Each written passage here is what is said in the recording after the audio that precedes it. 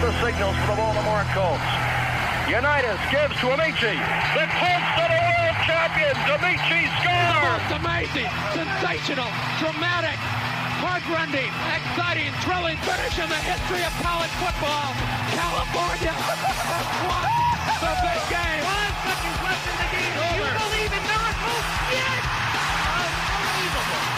This is Phil Steele. This is Mike Burnham. This is Wes Durham. This is Mike Ashley. Hi, this is Chuck Foreman, number 44 of the Minnesota Vikings. Woo, mercy, this is handsome Jimmy Vane, the Boogie Woogie Man. This is Coach Fry with Virginia Tech Football, and you are listening to Big Dog Sports Talk. Are you ready to rock? Are you ready to roll? Okay, let's do it.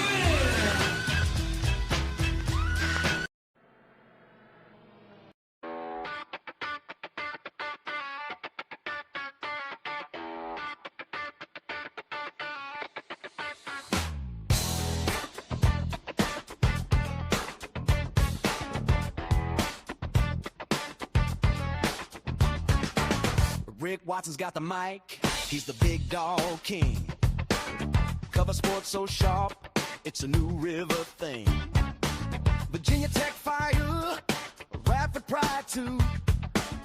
Every stat, every play, he's bringing it to you. He's got that voice, deep as a valley, breaking it down, no dilly, no dally. Big dog sports talk, feel the bark.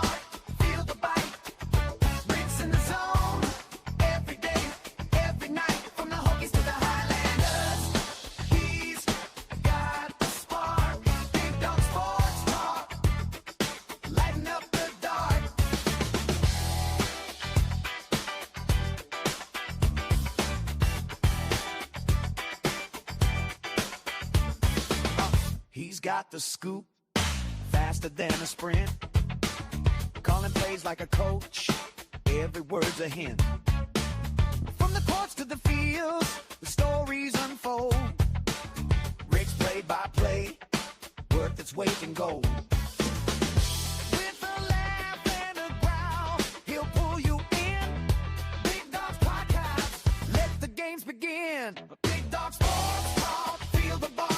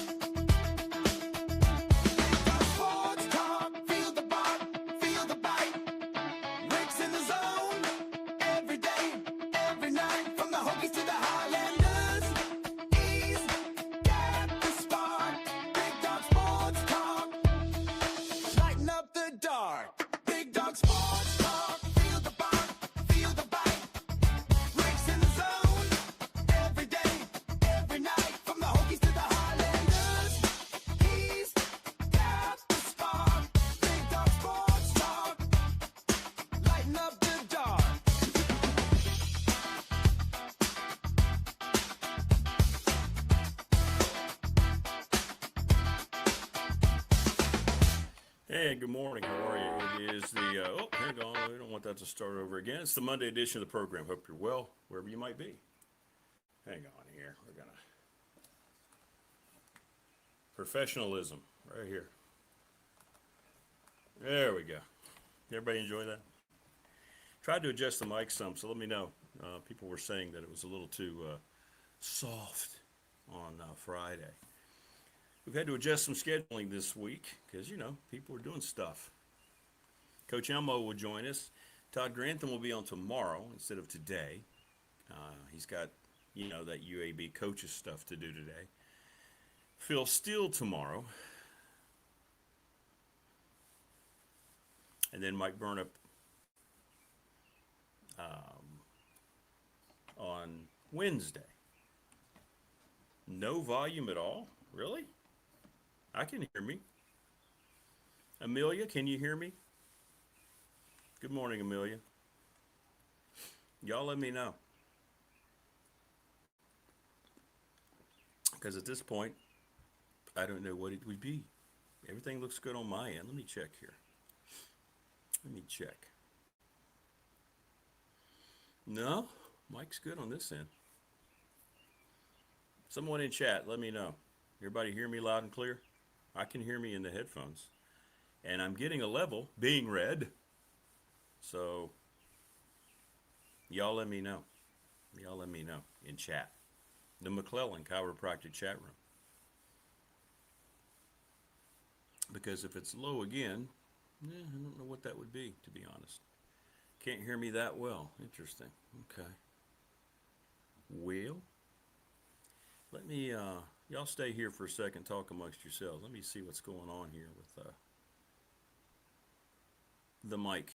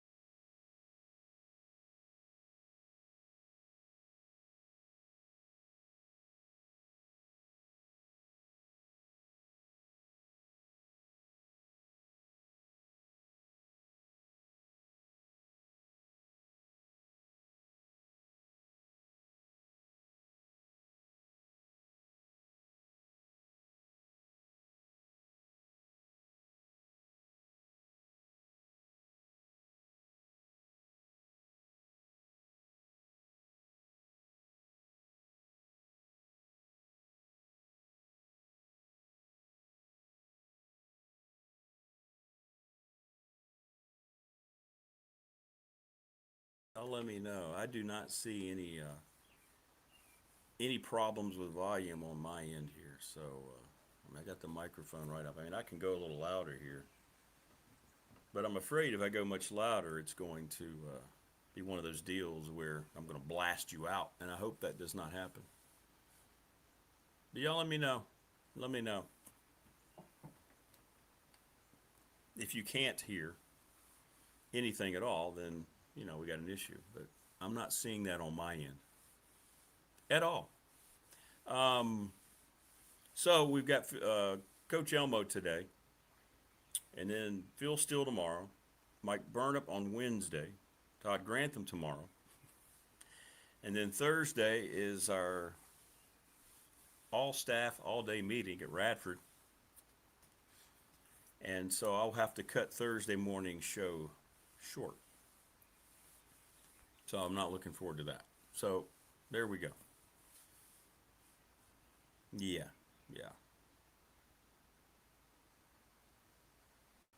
I'm trying something else here just to see if there's anything. Yeah.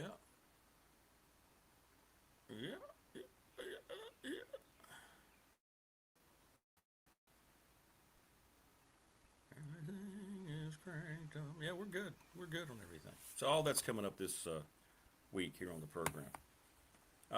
So Phil Steele will be on tomorrow at 8, and we're going to get into the ACC and what he thinks of Virginia Tech and all these good things to get you fired up and ready for the season, even more than you may already be.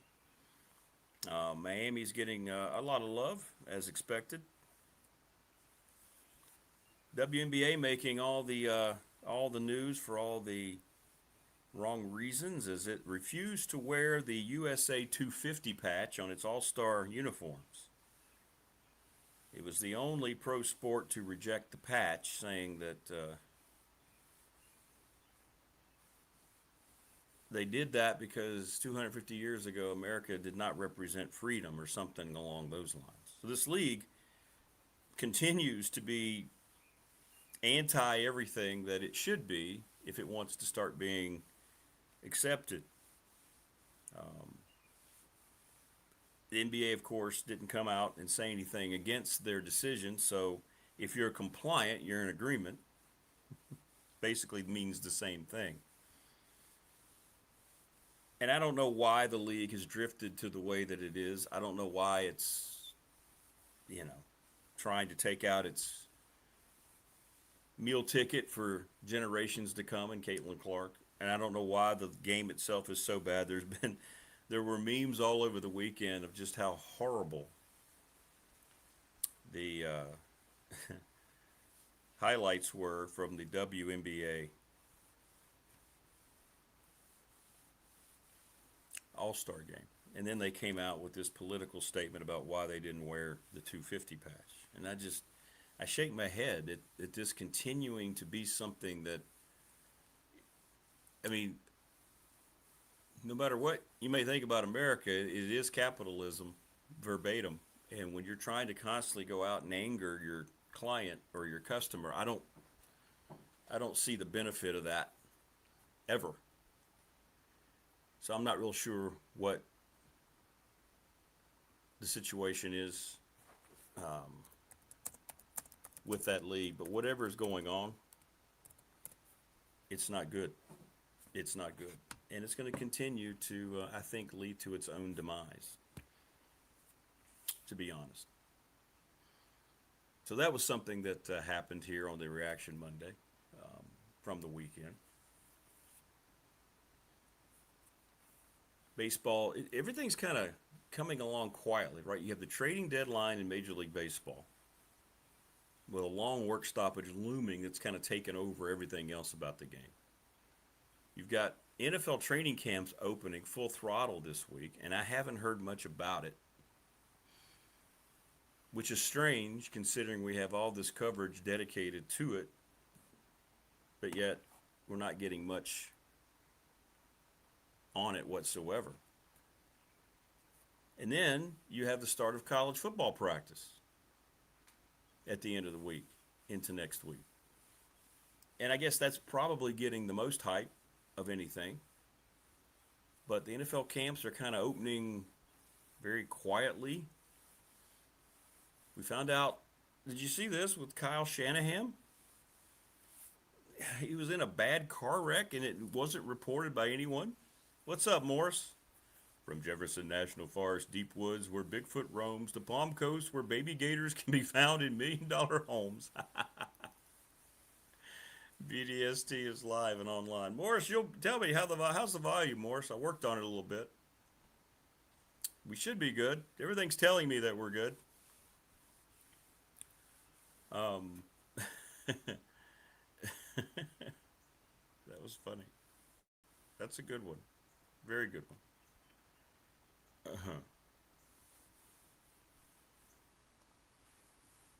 But it is kind of strange how quietly camp is opening across the league. What's up, Anthony? Good morning. How are you? Been a while. Go Cards. All right, Morris says we're good. If Morris says we're good, we're good. I think that last little adjustment I made may have done it, so I'll keep an eye on it and make sure it stays at that level. So, you want me to tell you? Let's see. Anthony may already know. So here's the Phil Steele mag, by the way. And I'm not going to lie, it's expensive. It went up $5. That's a lot. It's $25. So he's got Louisville picked in a three-way tie for second, Anthony, with SMU and Clemson. Clemson's still getting the benefit of the doubt. You know, Phil had Clemson playing in the national title game last year.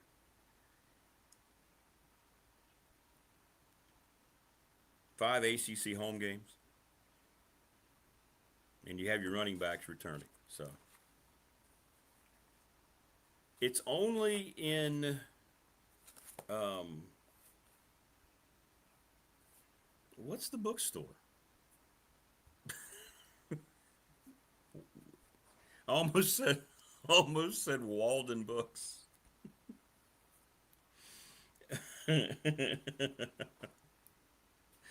Walden Books over at the University Mall in Blacksburg. Hell, I can't think of the name of the chain. There's only one bookstore chain left. What's the name of it? Come on, help me out here, people. He's got an exclusive deal with those. You can order them from his site. You can order them online, but for the love of, how in the world is that? I just drawn a blank. This is what happens when you get older. $40 on Amazon. Now, don't do it that way.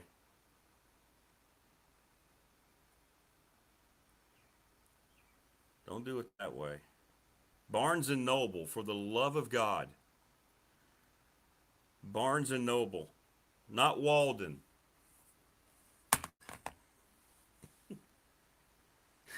Barnes & Noble, you can find them in there. They've got a big display up just as you walk in.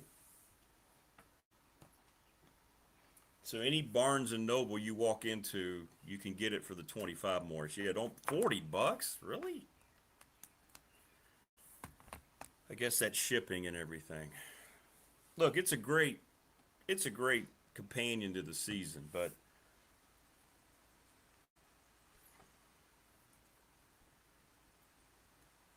we're glad to have him tomorrow. There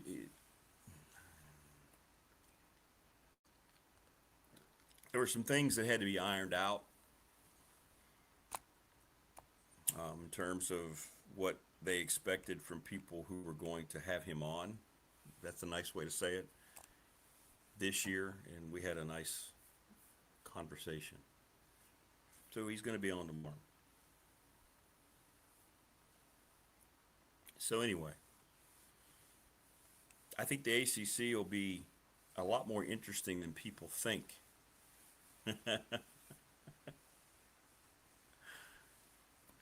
Yeah, no, I was Barnes & Noble. You could have sat here and said, hey, Rick, here's a pile of $100,000. Tell us the name of that store in the next 23 seconds. That money, you're taking that money home with you. Whew. I don't go in there very often. So I still read. I have a lot of sports books that I had over the years, and I like to go back and reread those or read some that I forgot. I'm reading about the old AFL right now and the Packers from the 60s, things of that nature. So I don't frequent bookstores. Not a big latte guy. Like, I can never understand. I would never be the kind of guy who would go into a bookstore, get a sandwich and a drink, and just sit there for hours reading a book. And I understand people that love that environment, but that's just not me. But I think the ACC is going to be better than people think. And I don't mean us people. I mean SEC and Big Ten people that just want to dog the league. Because I was just looking in Phil's predictions, and we'll ask him this tomorrow. What's up, Teddy? How are you? Where does he have Indiana in the Big Ten? Well, let me tell you, Teddy. Gotta be honest, I haven't perused. I was waiting until tomorrow. He's got them. He's got Ohio State, Indiana, and Oregon all kind of the same. He's got ones beside each. So there you go. So he likes them all equally.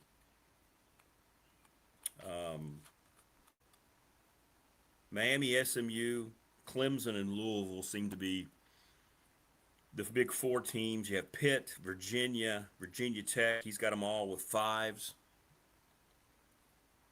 NC State's got a 5. So you have 4 teams there he views kind of equal value. Georgia Tech right below that. Sorry, Steve. Florida State. Then he has Duke, Carolina, Wake, Cal. He's got Cal pretty low considering they return such a dynamic quarterback. Syracuse, Stanford, and BC. So I think you have 3 true bottom dwellers in the ACC. Syracuse, Stanford, BC. Bill O'Brien was, 2-10 last year. I don't see how he keeps his job much longer. He's got Darian Mensah, the number 1 quarterback in the league. Then Kevin Jennings, who I think is the best quarterback in the ACC. He's going in year number 3 as a starter. down in Dallas. That's very impressive. He got paid, but that's okay. That's sock money for them. C.J. Bailey from MC State, and then the Heinzschel kid from Pitt. Those are your top 4 quarterbacks. Isaac Brown and Mark Fletcher, your running backs.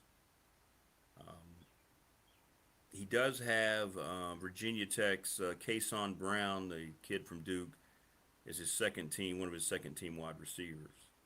Kamari Copeland made first team defensive tackle for Phil. So there you go. So we'll talk to him about all that tomorrow, and we'll get it from the horse's mouth. But it's still a terrific thing to have.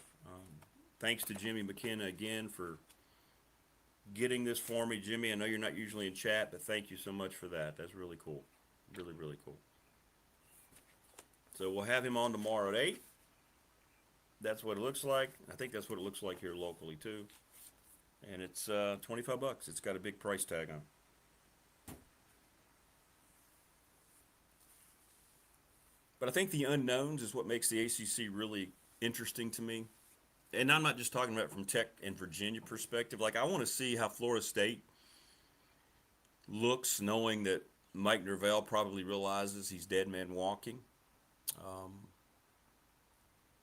That to me is intriguing. Does Miami have a foothold now? Are they that program? We'll see. Morris says we have Barnes & Noble at Augie. First Panera Breadsticks, then appointment at 2, then up stuffer into Barnes & Noble. There you go.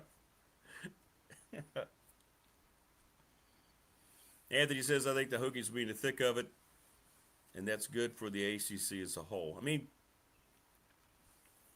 I base the whole thing on last year. I mean, Virginia and Duke were an afterthought going into the season, and there they are playing on the final day of the league, for the title. So it just goes to show you anything can develop, anything can happen. It sounds like a cliche, but it unfolded just like that in front of us last year. But Tech could very well be in the thick of it. Very well could be in the thick of it. Virginia, I think everybody wants to sleep on Virginia. We'll see. We'll see. They have a very fortuitous schedule again. And a quarterback that's getting a lot of rave reviews that transferred in from Missouri. So all I know is when I hear that the offensive line is really good, the best in the conference, when I hear the defensive line's really good, anybody who coaches football, who's around football, if you have those two areas of your football team in a good spot going into a season, everything else you can develop. Take your time a little bit even during camp and develop. If you've got those two areas secure, and apparently UVA does, that's a very, very impressive head start on where most teams are heading into August. Virginia Tech still searching. I mean, I get a little, I'm like Dwight, I don't want to hear about this great depth. Now, he spoke directly about the offensive line because, he was pretty darn good this just in. He wants to see 5 starters that contribute. He knows what to look for. You don't want to hear about 12 guys, 10 guys. Okay, find 5 that are going to go out there and allow your new quarterback and your running game to develop. You can talk about all these different guys that could potentially give you depth. Okay, that's great. You worry about depth after you have your 5 starters. Does Virginia Tech have 5 starters? We'll see. It's been a while since they had that. There's a lot of things you can point to as to why Brent Pry was such an immense failure as the head coach. And he never got the offensive line right, even with Joe Rudolph leading the way. Are there still books a million? That's cool. We don't have those anymore around here. Okay, so you can get them at Books a Million too. Anthony says if you can run and stop the run, you always have a chance. I know. That's the thing about it, Anthony. It does. You say that, right? And I feel the same. People say, well, it's just a cliche. No, it's truth. Most cliches are truth. And that's football. On our Big Dog Pop, Coach Mabry wears a hat that just says, run the damn ball. When Frank Beamer built his Virginia Tech empire, it was about running the football.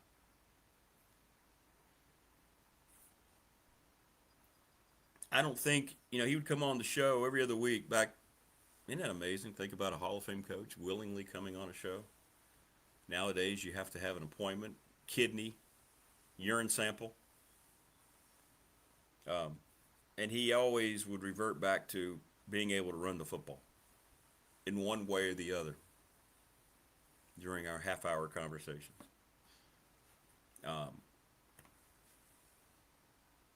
And Virginia's got a head start on that. I think Tech's defensive line could be pretty good.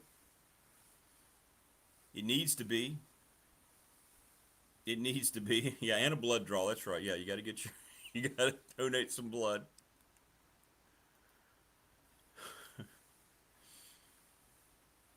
And defensive line play comes down really to, it doesn't even come down to sacks. I think sacks are an overrated stat. It's about pressure. It's about keeping the quarterback uncomfortable. Can you consistently stuff the run? Can you make it difficult for teams to run the football? As Anthony said. Can you keep a quarterback kind of shadow dancing in the pocket? Those are the things that tell you if you have a good defensive line on passing downs. It doesn't necessarily have to be sacks. Sacks are a bonus. Do you have him flushed out of the pocket, trying to make him throw on the run, trying to make quick decisions while he's running for his life? Something that Bud Foster's defenses did regularly. Yeah, I know, Morris, you got your hat, did you? You got your run the damn ball hat. I kind of want one too. Those are nice. Those are nice. The great Dan Callahan, God rest his soul, used to say, well, it's now very popular. He was the first one I heard say it. When you throw the football, three things can happen and only one of them is good. So you have a 33% chance of success whenever you decide to throw, was his.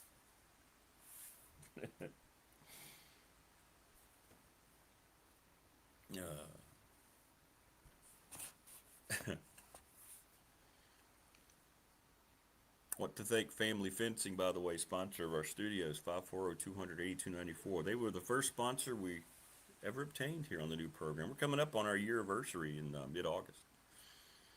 So thanks to Jason Green and everybody at Family Fencing. Thanks to Mark Hundley over McClellan Chiropractic. He'll be back for year 2, and we're excited about that. We're going to do more things. The next video, by the way, the video that he showed you all the diagnostics has over 600 rewatches, which is cool. Next video is going to have me on the gauntlet, so I want to do that. And it's really cool. I don't have to do anything, really just kind of sit there, which is really neat. BDST fan question of the week. We'll get to that in a moment. We're presented each and every day by Pulaski County Sports Entertainment. The jet ski race is coming up pretty soon. The track looks great, by the way. They've done a great job refurbishing that. They knew that might be like a 2-year project. And the Sportsplex, you saw that here on the channel. Man, oh man, oh man. Little River Heating and Air, 1095 Radford Street in Christiansburg, 540-553-2971. And there you go, the attorney Ryan Pry in Radford, 701 West Main Street, Trust and Estate Planning. And I have forgotten the question we were going to ask. Brandon, are you in here? Brandon? I couldn't remember Barnes & Noble. Lord knows I can't remember the question. I just remember it was really good. So when Brandon shows up, we're going to use his question.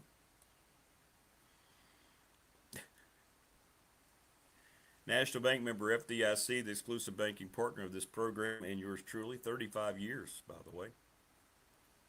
I've been with them. And you should as well. Thanks to the NRV Super Bowl. Again, thanks to Terry and Amanda, 540-382-5525. Leagues are forming now. Mixed leagues, women's leagues, men's leagues, youth leagues, 12 and under. So when you go there, sign up. If I were good enough consistently, that'd be fun. It'd be fun to be part of a bowling league. I'm not. I had a decent recovery of the bash, but I'm not that guy. Sundown Electric, 5-star reputation, craftsmanship, costs they keep down, and they're always in communication with their customers. Reach out to the Smith brothers in Elliston. They are outstanding. ReadySetFund.com, BobChrist11 at Gmail. Check out ReadySetFund.com as you have a opportunity to raise money quickly through a series of text messages. If you have any questions as well, you go to the website, and you also go to ReadySetFund.com. Right? Thanks to James Lawson, Lawson's Mobile Home Supply, 543-818-8011, 300 North Franklin Street. Parts for your home, doors, windows, plumbing, whatever it might be. And, of course, Professional Door Incorporated with Travis Williams, 40 years. This is your last week. You have until Friday to call them up. And if you want to get your garage door checked, if it's making weird noises, if it's not necessarily raising and closing the right way, preventative maintenance visit, $40 off here to celebrate 40 years in business. 674-0008, 674-0008. Right? 540-674-0008.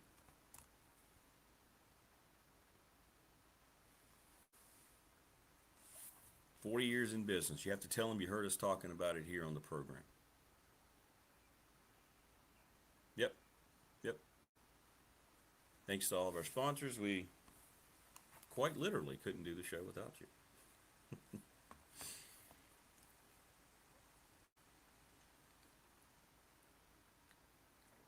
And people still talking about the bash, which is awesome. It felt weird this past Saturday not being there. Like, you got to that time of day on Saturday. He's like, oh, we should be at the bash right now. But we're not. We weren't. Professional Door text line is kicking this morning. Who do I like in the National Football League, Dennis? You mean as my personal favorite? Well, I mean, I think it's pretty obvious back here. But, no, you mean who I like? Off the top of my head, if I'm going to pick a Super Bowl winner today, it'd be the Rams. I think the Myles Garrett acquisition is that significant. And I believe Aaron Donald's going to play football. I really do. And I hope he does. We talked about it with David Smith. We're going to go over the NFC West this week. David couldn't be on last week. He was traveling with business. And he'll be back this week. So right now on paper, for me, it's the Rams.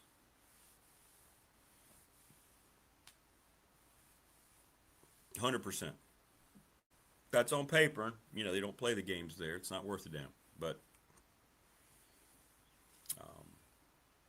I am a huge Matthew Stafford fan. He's a surefire Hall of Famer. I still don't think he gets enough credit.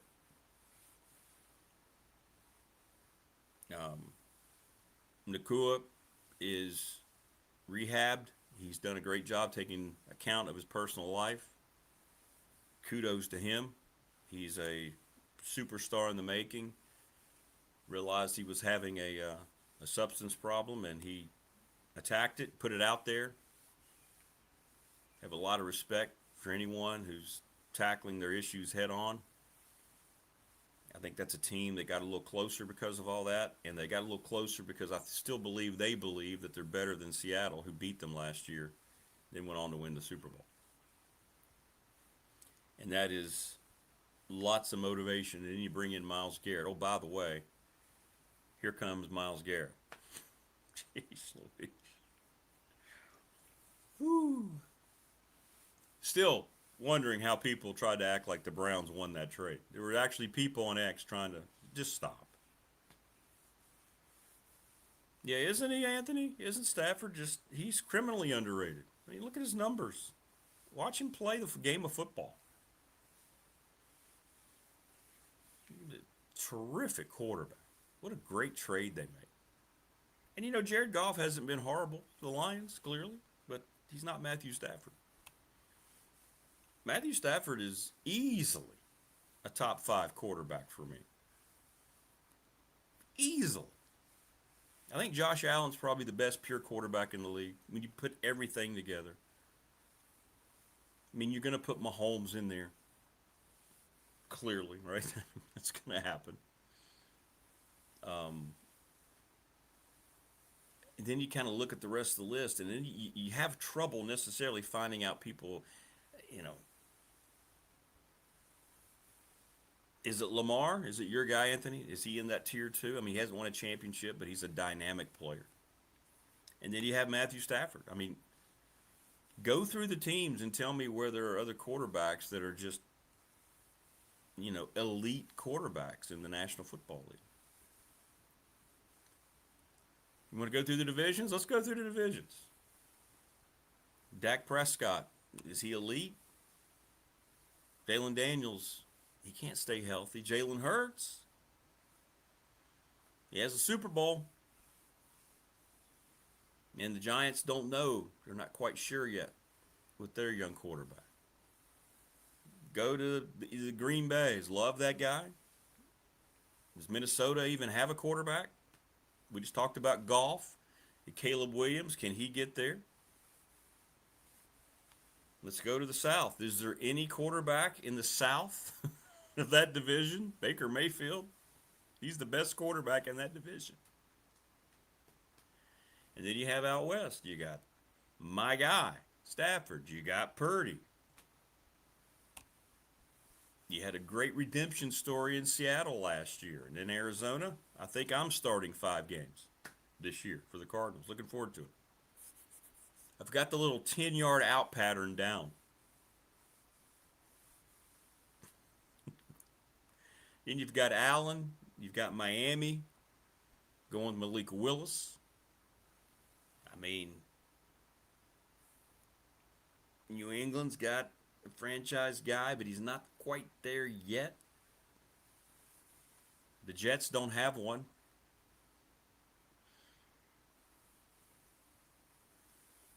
Sanders is elite.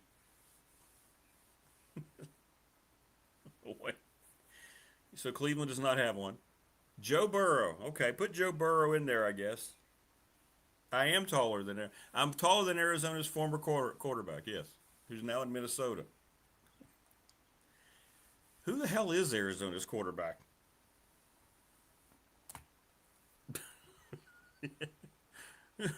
Who's the Cardinals quarterback?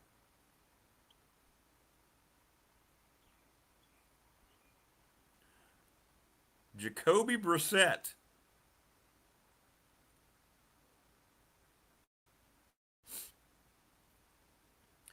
Jacoby Brissett, Gardner Minshew, and Keaton Slovis. That's the quarterback depth chart in Arizona.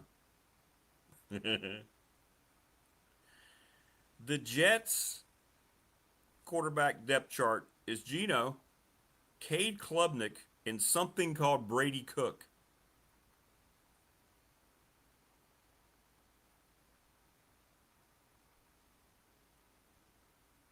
The Vikings, Kyler Murray, J.J. McCarthy, who they clearly don't like, and Carson Wentz.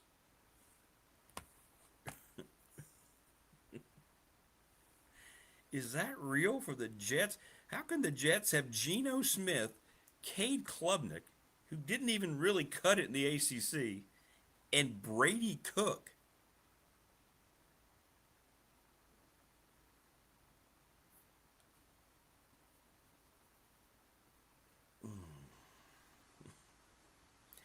And the Ravens have Lamar. I think you have to put Lamar in there, don't you? I think you have to put Lamar in there. Mitch, what's up on the text line?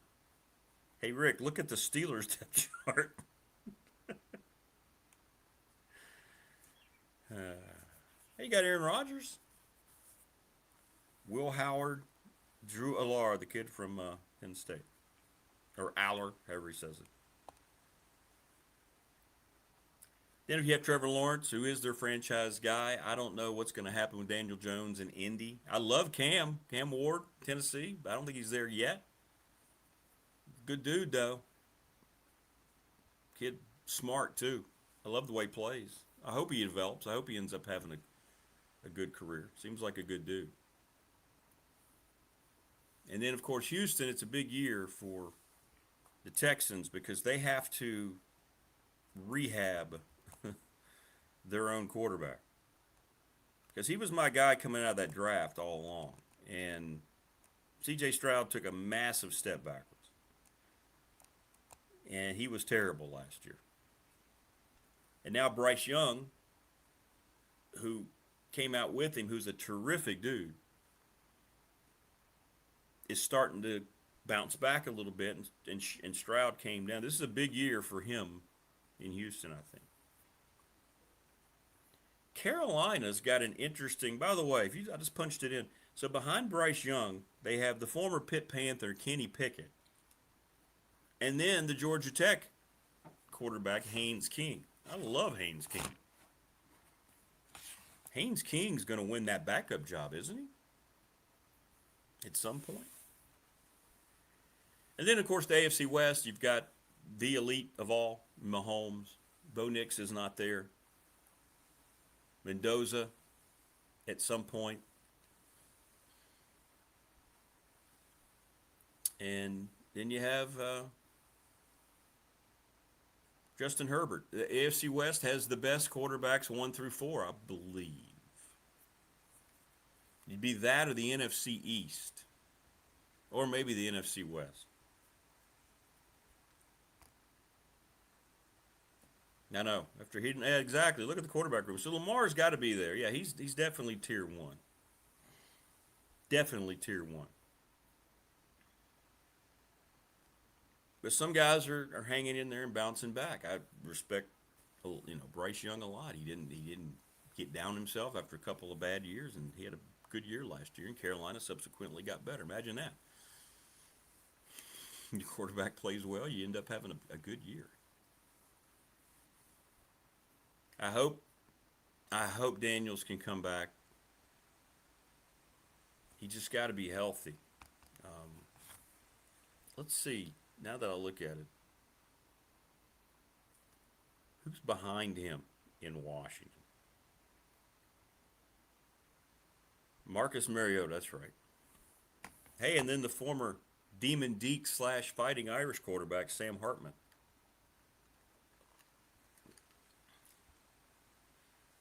But I hope Jaden Daniels can come back. He's got to stay healthy. And, if I were him, I'd have hung out with Lamar a lot about the ins and outs of being a dual threat quarterback in the league.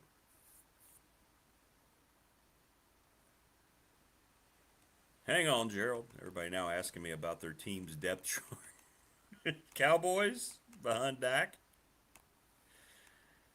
Joe Milton III and Sam Howell. Ouch. Elbo's coming up at 7, Morris. We had to alter the shows early this week because people doing different stuff. So Todd Grantham tomorrow, Phil Steele tomorrow, Mike Burnup on Wednesday. Dak Prescott, Joe Milton, and Sam Howell.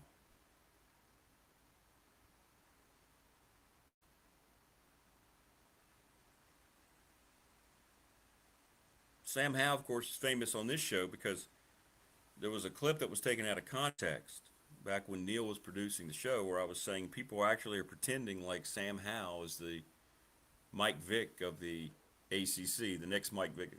So Neil clipped that to where it just had me going, Sam Howell is the next Mike Vick of the ACC. Which was never said. Which was never, ever said. So if the Cowboys lose Dak, matter of fact, you can say that about any team. There's a lot of trouble there. A lot of trouble there.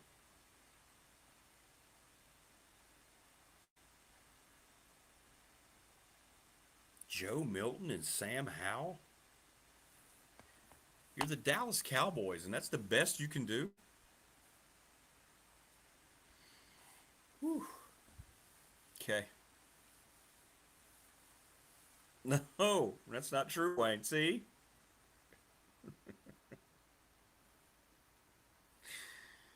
not true at all. Did not happen. That did not happen. Because if it would have. Oh my. Oh, no. Oh, no. That was out of nowhere.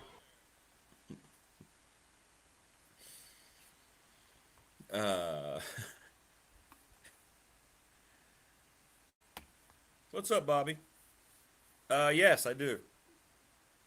I say it quite frequently. Ethan Ruckemeyer, I think, is going to have a really good first year in Blacksburg. Yes, I do. I think he's going to have a terrific year if the offensive line ends up being good, or even serviceable, solid, above average. My concerns with Virginia Tech is on the defensive side of the football. If you want to get down to the brass tacks, the defensive side of it, from personnel to scheming to coaching, if I'm a Tech fan, I'm watching that development through the first month of the season carefully.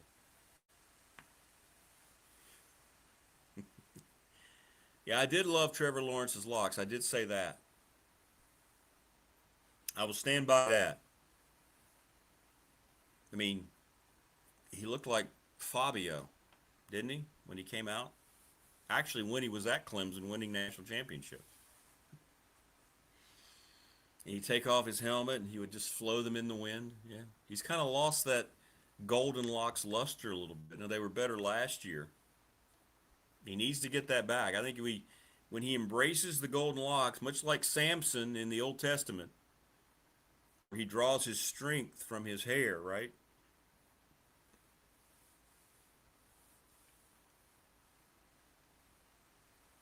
You remember what they did to Samson, right? He had an illicit affair. And then they cut his hair and he had no strength, and then they blinded him.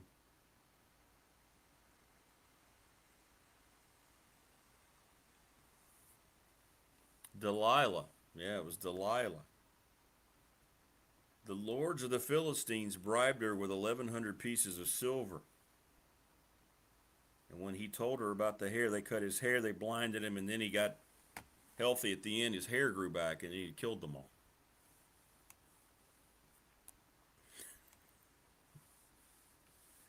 And that's your Bible lesson for the morning. Trevor looks like the quarterback in who's Sunshine?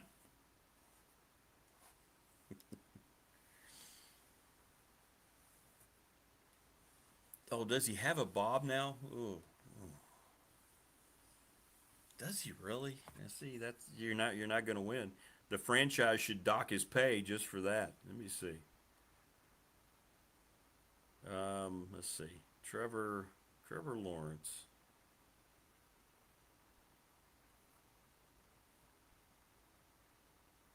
Trevor Lawrence now. I'll do Trevor Lawrence today. That's what usually shows up. Let's see what images we have of Trevor.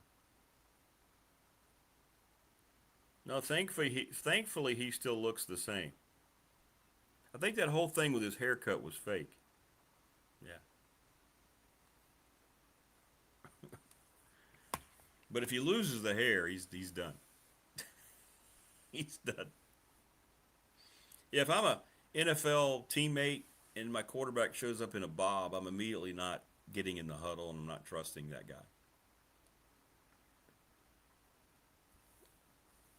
The man bun is one of the worst things that's ever been developed.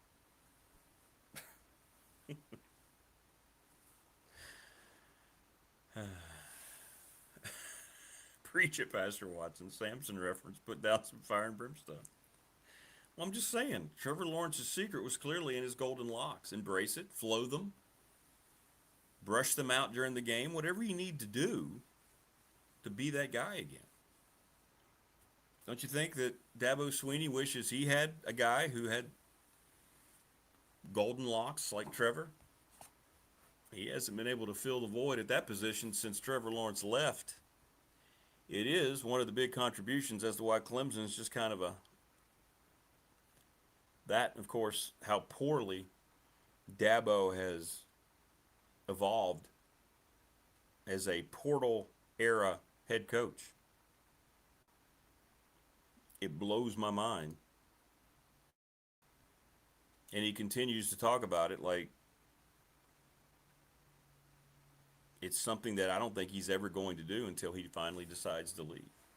He's built up so much hand down there. I always use hand because that's the Seinfeld episode I like so much. George wanted some hand in the relationship, and he got it, and then he lost it. Dabo's built up so much hand that he's been they've overlooked a lot of things. They finally, the people around the program, the real people who run the program, the money people, said, no, we're not going to continue to be in 2018 here. We need to go ahead and build this thing up.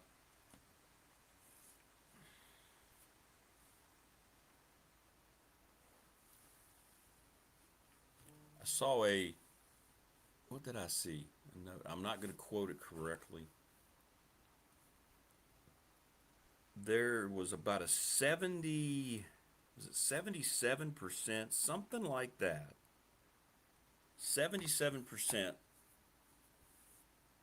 of first-team all-conference players last year in the power leagues were transfer players. How about that? The man bun that Kyle Guy had for UVA was atrocious. They called it the Guy bun, and people wondered why we laughed at UVA.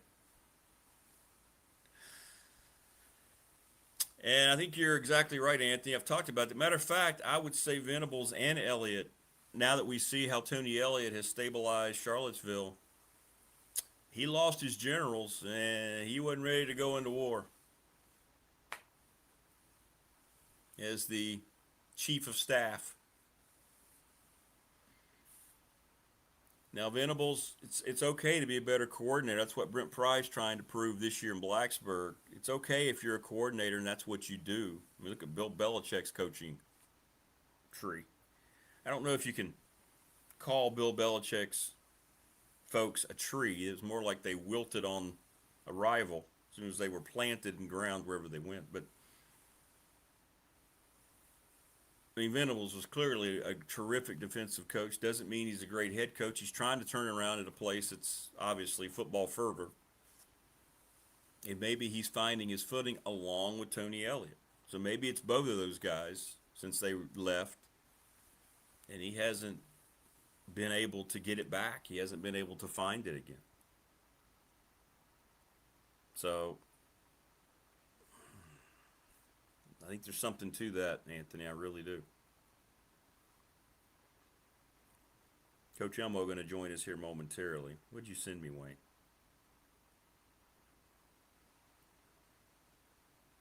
Oh, my Lord. This is the worst thing I've ever seen. So Duke's doing their little... See, this is where we are. Is this real?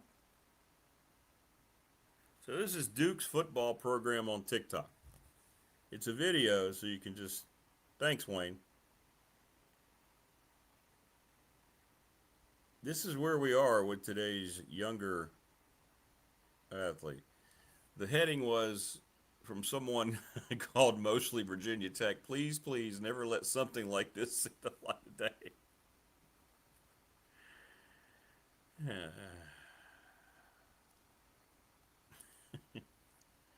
Oh, TikTok.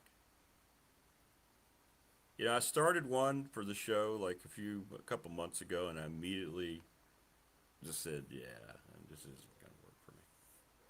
This is not my thing. Well, there's a reason. Let me look it up one more time here before we hook up with Coach. There's a reason. Where does Phil have Duke? He's got Duke pretty low. Very low indeed. Who the hell's Duke's quarterback, by the way? Well, he's got him 11. And Phil does say Duke has now done better than he expected 4 straight seasons. Who did they replace Mensa with? What's their depth chart even look like? Something called Walker Eggett. Eggett? Who?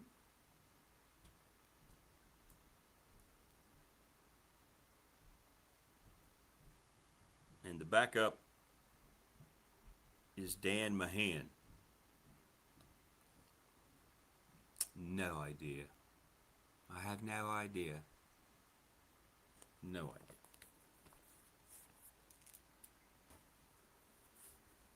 You need a bowling shirt with a bunch of bulldogs on it. Yeah, I'm going to send Coach Mo his invite here. He had something he wants to talk about, too. We're going to get into that. By the way, he's going to do the best preview and post view of every Tech game this year you're going to find anywhere. He does it with Greg Roberts. So we're going to have the best on YouTube. So when he's on there with Greg, it's the best on radio. So when he comes here, it's going to be the best on YouTube. So you're going to get matchups. You're going to get the things to look for. And it's going to be tough to do the opener, BMI, but he will. And then he's going to tell you why the game went the way it went. So you're going to love that coming up in the fall. I will, Anthony. TikTok videos. Hey, I see it from basketball teams. I see it from basketball players all the time. Our team does it all the time.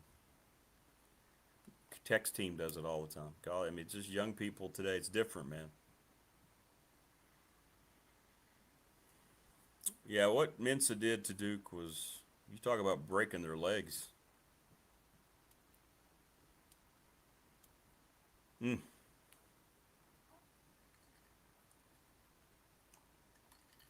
But you know what? Kudos to Manny Diaz. He's done a nice job.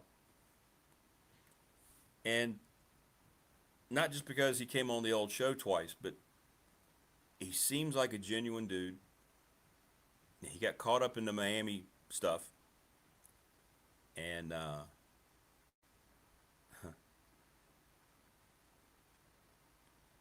he's done a nice job at Duke. He's showing you he's a good football coach. He's a good head coach. Now he has to come out of this losing his quarterback. Well, Thunder says, will AI replace ESPN broadcast? By the way, I love your messages, Thunder, on the professional door text line. I hope not, because if it happens at ESPN, that means it could happen to me.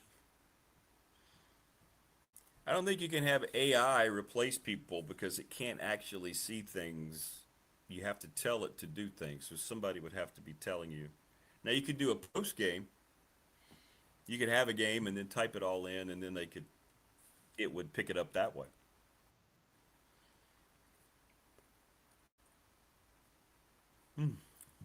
Didn't sleep well last night.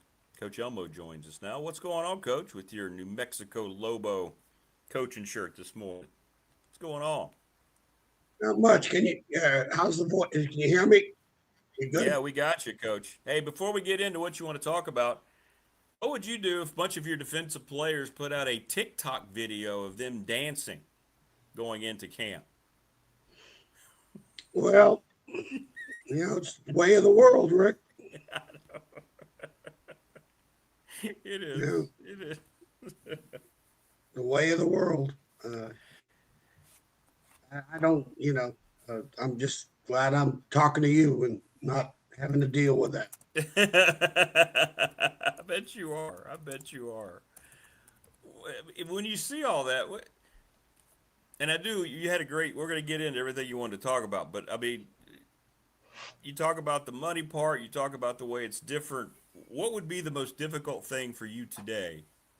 Is it the sensitivity of everybody? You just couldn't coach the way you needed to be, the thing you believe to be true, that proved to be successful for so many decades? Well, the toughest job you have as a coach, to create your winning, as they use the word culture, is getting guys out of their own skin. Like the military, you want to create an atmosphere and an attitude of, I don't want to let my teammate down. The unselfishness, you put on a pair of glasses, and is that those glasses reflecting inward, or those glasses reflecting outward, where it's not about you.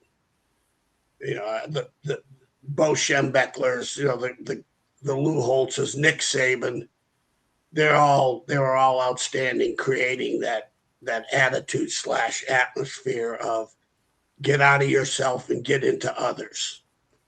And that's where, your home visits and your recruiting comes into play. That you got to recruit that. You can recruit that. You go into the family, you look at the mom and the dad. I mean, we had that at Wisconsin. There wasn't a player on those football teams at Wisconsin that had a selfish bone in their body. And if you met them today, they're all into their late 40s, whatever. That's how they carry themselves.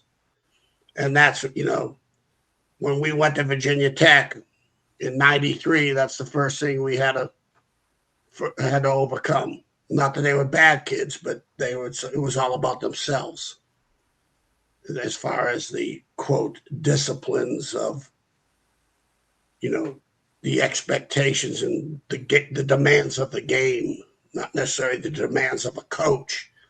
It's the demands of the game and the position you play, not the coach. So that's the toughest challenge you got. And it's still going to remain the toughest challenge, and probably more than ever before, because, like years ago, they used to say, hey, we get a high school kid that's been told he's the greatest thing in the world, not only by his family and coaches and community, but even the recruiters.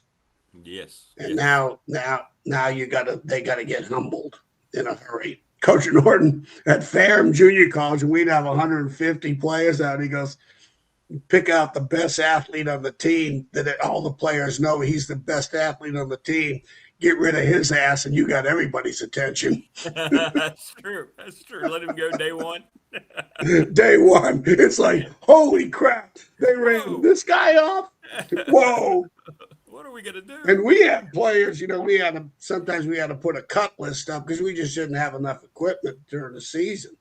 When I was coaching there, divert a little bit, we had 4-a-day practices. And Jimmy Grove he always will tell you, he said, he knew I was absolutely nuts. I went through all 4 of them as a player. Yeah. As a quarterback, I felt like I had to be there in all 4 of those practices for the leadership role, and that's fact. And it actually about damn near killed me. And but when you go through those, it's just, you got to be able to take the selfishness out of that player, and where he is all about the guy next to you and not about himself. That's the biggest challenge, I think, and today more than ever before. Yep. Look at the video. The video that you says just it all, showed. doesn't it? And that doesn't mean they're bad kids. They're not bad kids. It's just no. They're it's the age of the phone and the computer, and hopefully if you're a head football coach and you have and especially your seniors in your program, if they can get to that point without going in the portal, but your leadership or / enforcers, and there's a difference, Rick. You know that. Yep. There's there's followers, leaders, and enforcers. Followers are good. You gotta have followers. You gotta have good followers. You need leadership. But the enforcers, there's usually that one guy. It doesn't take a lot. It's one guy. He walks in that locker room and that shit shuts down. The negativity shuts down. And so those are the challenges today. I had to think, and I'll tell you what, one of these days I'll photocopy this and send it to you. When we got fired at Nebraska, Tom Osborne was great. He was, to me, particularly, not necessarily because of me, but I asked him, I said, Coach, do you mind if I, until the new staff comes in, can I come into the office every day? Because they don't want you around, really. But he was the AD, he took over as the athletic director. That's right, he did. He said, sure, Phil, because you're afraid you're going to take stuff, this, that. Well, and he kind of knew me. That's not who I am. I said, I want to study what the hell happened. I got a chance to talk to not every player, but the ones that had the biggest impacts in the program of the tenure while we were there with Bill Callahan in 4 years.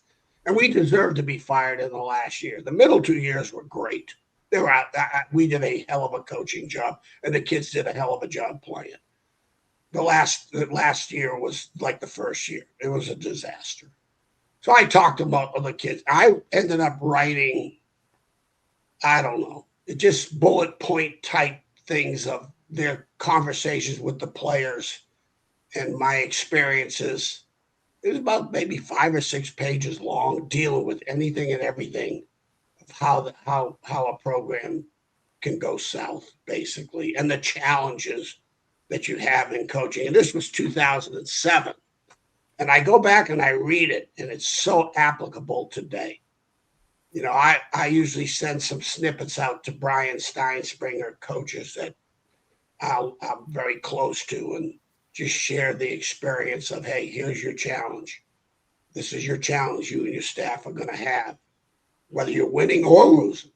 You know, this every year when it starts over, that last year's record is done and gone. You're starting anew. So I'll photocopy. I think you'd appreciate it, and it's very, very applicable to today. So, well, it is, and I wanted to get in, Coach. We talked about some of the things you had thought about, and about prospects, and about portal guys, and the GM. I wanted to get your take on all that because I know you've been thinking about all this and that relationship and contractual obligations and all these different things. What were some of your thoughts that you wanted to get into? Well, you know, I got a chance to talk to Todd. He called yesterday. I just called him, wished him good luck in the preseason, asked him some questions about PFF and that I wanted to know about, you know, on the site. Am I going to be able to see games in 2026 now? Because I'm thinking about what we plan on doing in the fall, you and me, about the evaluations. Yeah. He said, well, they won't probably be put up till Tuesday, the full games. I said, I was a little disappointed in that. However, particularly for Virginia Tech, if they're on TV, if they're not, I can watch the highlight and and then look at the statistics, and at least give you the why, what, how, who, basic questions of the game from an assistant coach's perspective. And like I was in a Sunday staff meeting with the head coach, and here's what we did well, here's what we didn't do well. These were the penalties that were critical parts of the game, personnel, where the mismatches were, blah, blah, blah. The things that I used to have to go over with head coaches, whether it was positionally or unit-wise, D coordinator. So we'll do that. But so I'm talking to Todd, and we were just shooting the bull. And, from the last conversation we had, it's funny. I started thinking to myself, I sent the last show to a couple of buddies of mine and my brother, who's got it, he's an anesthesiologist, he's a doctor. So, this guy can figure stuff out, even though it's football, but smart. Come on. Yeah. When I was born, they said, you want a brain? I thought they said trays. They said, I'll take the next one. They gave it to my brother. So, I mean, this guy, my brother, is the smartest human being I've ever known. And I mean, he could read books and comprehend. And me, I'd read a page and I got to go back and read it. I got to read the same page 20 times to figure it out. But I said it to my brother, and he was, because, the perspective that you and I in the conversations we're having, I don't hear him talk. I don't hear anybody, coaches, talk about things that where you are in your program, what kind of identify. The best thing that the Joe Tillers and the Barry Alvarez's did in my tenure with them at that time in college football, they knew exactly who they were. As an example, in a recruiting meeting, with Joe Tiller, any coach who would come in and say, because we recruited Texas. Joe had, that's where Drew Brees came from. When Joe was at Wyoming, he had a Texas connection.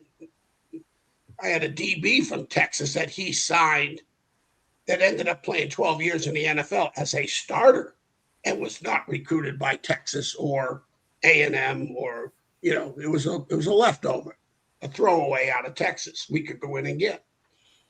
So Joe, they knew who they were. And in the staff meeting, if you said, hey, coach, yeah, it's Oklahoma. Oklahoma's offered him, or Southern Cal has offered him, or Texas has offered him, he would lean.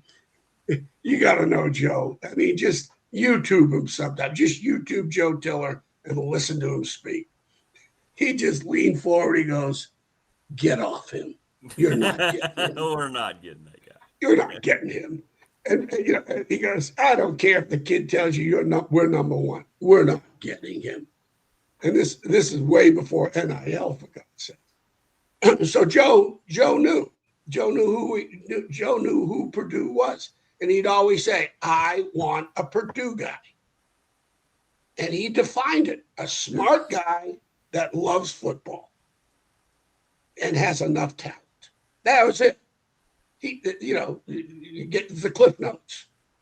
Simplicity, genius is in the simplicity of a lot of things. 100%, right. And he was very, I want a guy that just absolutely loves football, cannot do without it.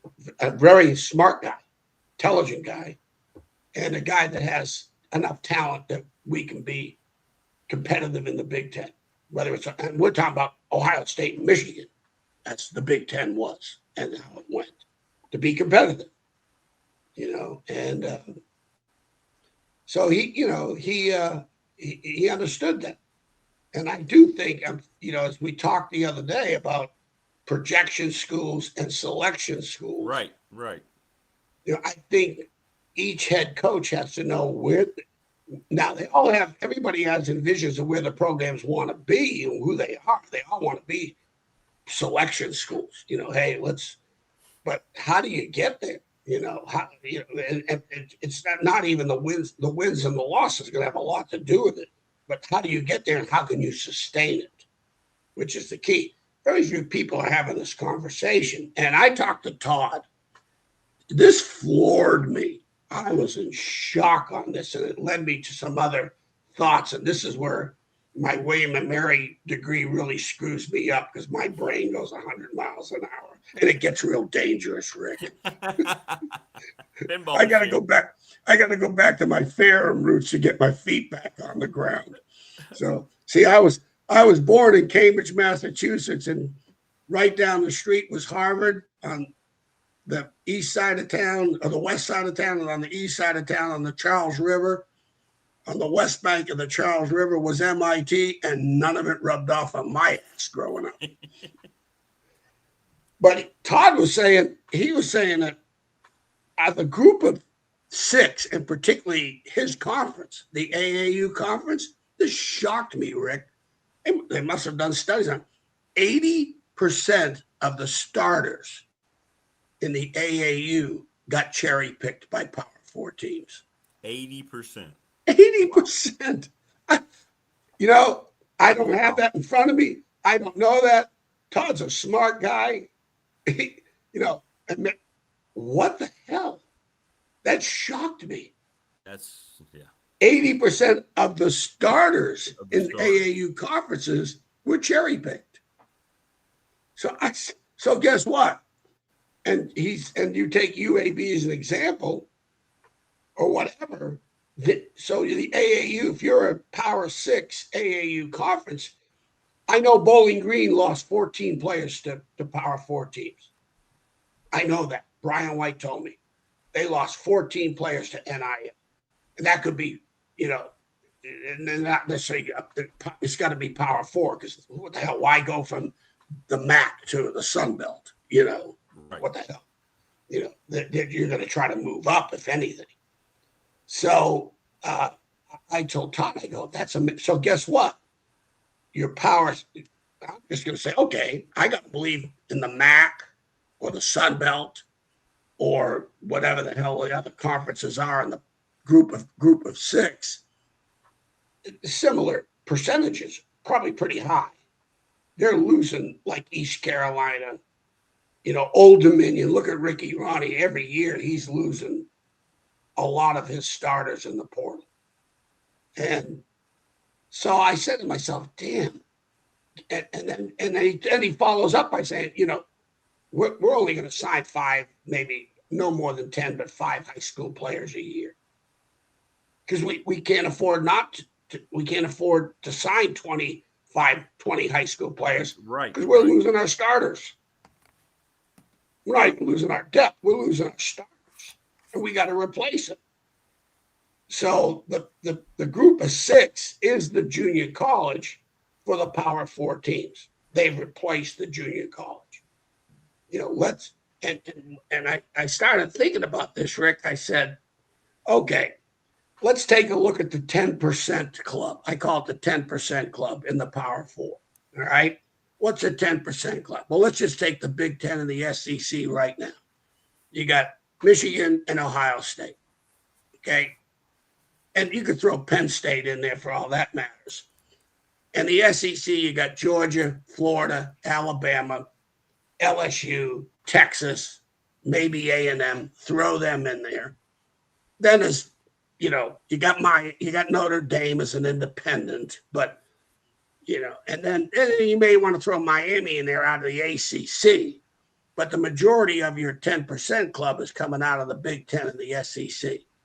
I'm talking about guys, programs that are not just the expectations, but the resources to win a national championship. Right. Not only the monetary resources, but their footprint where football is really, really important. And, where high school players are not that Virginia's not. But when is the last time any team of Virginia's won a national championship? Well, that's right. Okay. All right. In the power, the Virginia Tech. So these are teams that have traditions of national championships in their program and are still relevant today. I call it the 10% club. All right. So now getting back to our conversation the day before, you're starting to think, okay, here's the group of 6 that's become the junior colleges. Now, even the Power 4 will go down to the FCS level. They'll go into the FCS level, the 1AAs, and go grab a kid or 2 out of that. Right. They'll go into the Division 2 and maybe even the Division 3s to that point. But it's all like it's like a pyramid of, you got the group of Power 4 who's cherry picking the group of 6. Then the group of 6 is cherry picking the 1AAs. Right. It's just survive and advance, and so next thing you know, the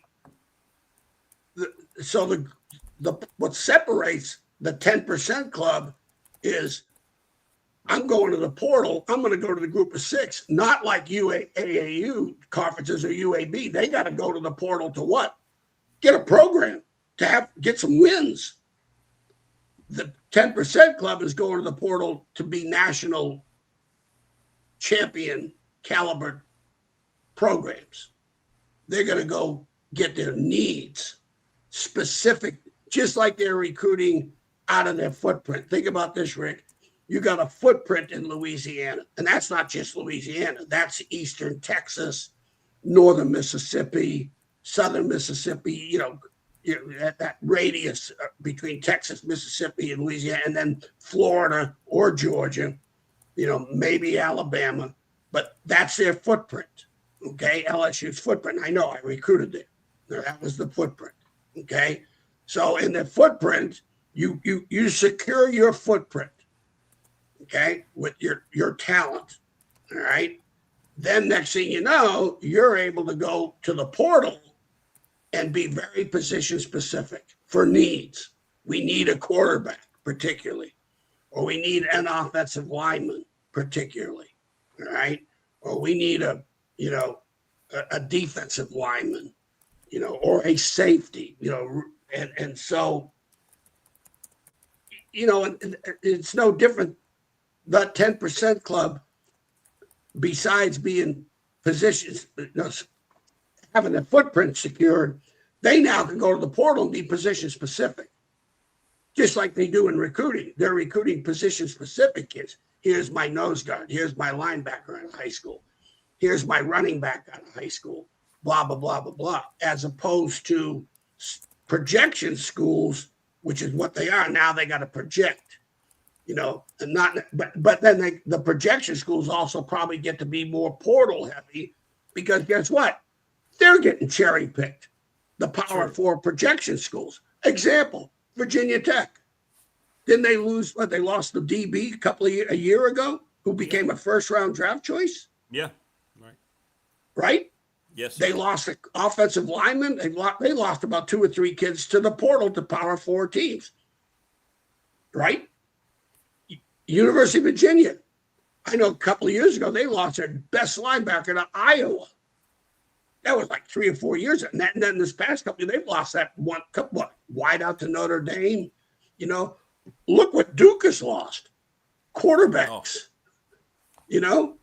Wake Forest losing their quarterback to Notre Dame. So you got the projection schools here. When it's all said and done, Rick, if you're not in the 10% club, like where Virginia and Virginia Tech is right now, if I'm the GM coming into any of those programs, okay, and you write down, okay, here's what our program, our goals in our program. Number one goal, I think, in the select projection programs, or Virginia Tech specifically, or Virginia specifically, the number one objective is to have enough resources to retain your starters. That's number one.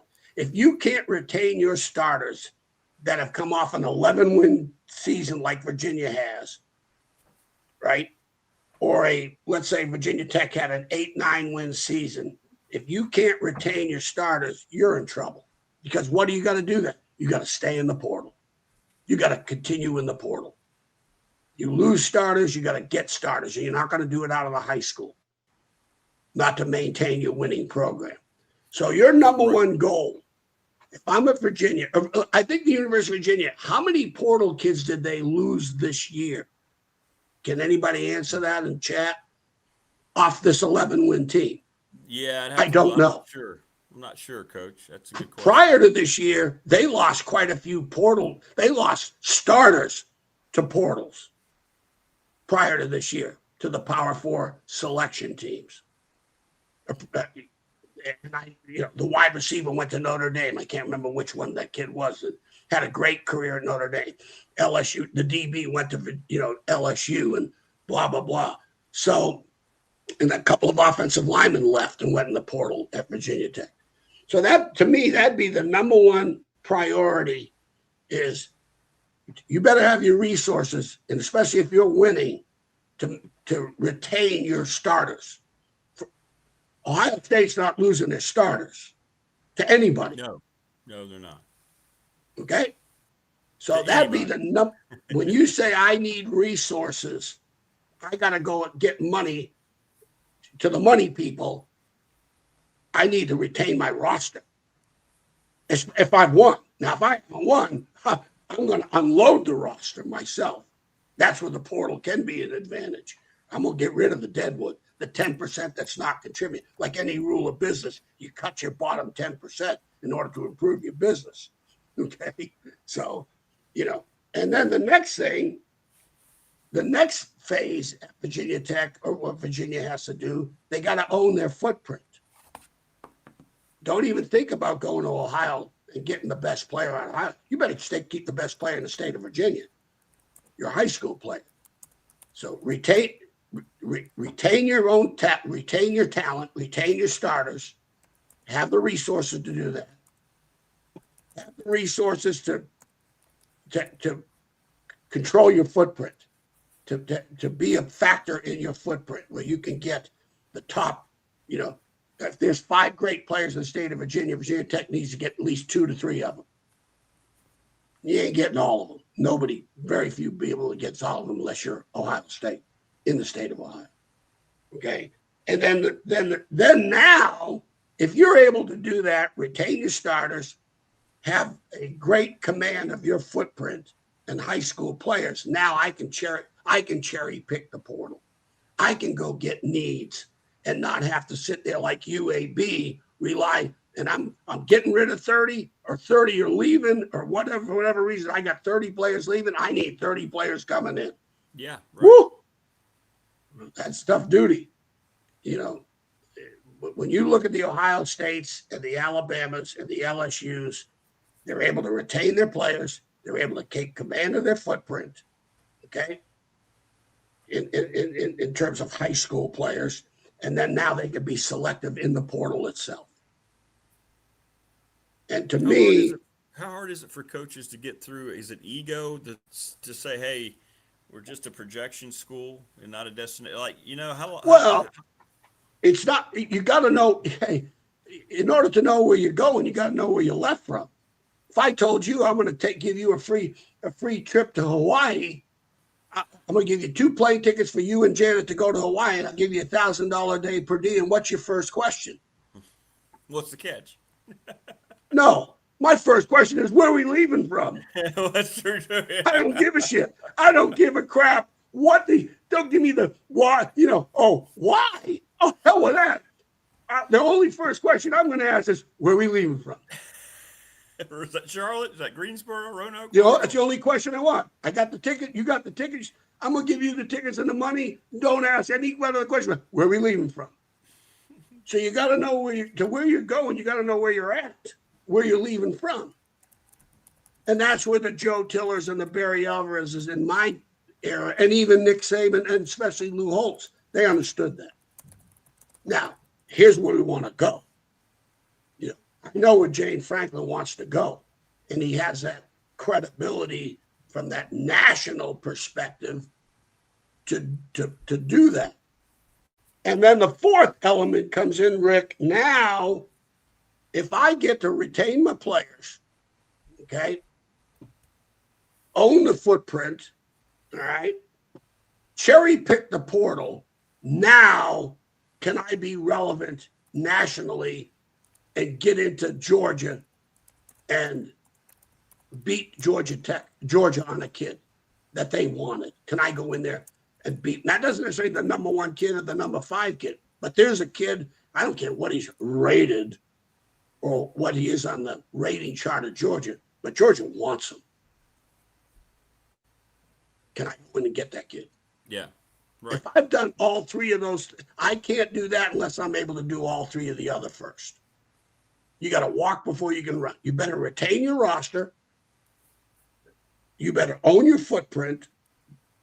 And that allows you to cherry pick the portal and maybe get into the national scene and go get the quarterback from California, like Virginia Tech has already done because of the presence of James Franklin. Okay. And that's right. That's right. And then the other factor is this, Rick. The other thing I thought about, and I mentioned this to Todd, and he said 100%. I hope that makes sense to you. No, At it least does. It makes a lot of sense, yeah. In terms of building your program today in today's football. It all starts, you better start with your home base. You better start with your roster. And you got to have the resources to do that. Because if you don't, you're going to be in that portal, in and out of that portal, and let me tell you, and then you're not going to control your footprint. And the next thing you know, you better win as a coach. You better win and get the hell out of it. Okay, so here's the other factor, Rick. That players back in the day, and I've always said it's the greatest compliment from Frank Beamer that's never talked about is the number of brothers. Yeah, sets of brothers. The that lineage of brothers. Yeah. To me, unless somebody tells me I'm wrong, I don't know if that's a record in the NCAA. The sets of brothers that came to Virginia Tech and played for Frank Beamer. If it's not, he might have got to be in the top 5. If it ain't number 1, because here was a bunch of them. Not in my 40 years can I ever remember that. The numbers. And the reflection on Frank is brothers are going to be honest with brothers. That brother is going to grab that kid and say, do not come here. You do not want any part of this. Or he's going to sell him on the program, sell him on Frank, blah, blah, blah, blah, blah. Well, right now, in the era of NIL, if you're going to Georgia, okay, and Chris Cole is your host, a Virginia kid goes down and visits Georgia and Chris Cole is his host, he's going to be able to tell that kid, hey, look, whatever you're going to get an NIL to come here, none of my business, and I really don't care. But here's what I'm going to tell you. They have the resources here. But most importantly, this is what I would talk to the host about, selling. Most importantly, you do the right things here. You stay off the list. I'm talking about, you know what the lists are, don't you? You know, cutting classes, blah, blah, blah. Stay off the bad list, okay? Be a good student here. Doesn't necessarily be A, B, and C, but be a good student here. Be a competitive student. No off-field issues, okay? You will be rewarded. If you're starting here or you're contributing here, 30 for potential national championship, they will take care of you. You will get paid here, okay? And I can tell you that right now. Talk to anybody on this football team and they will tell you.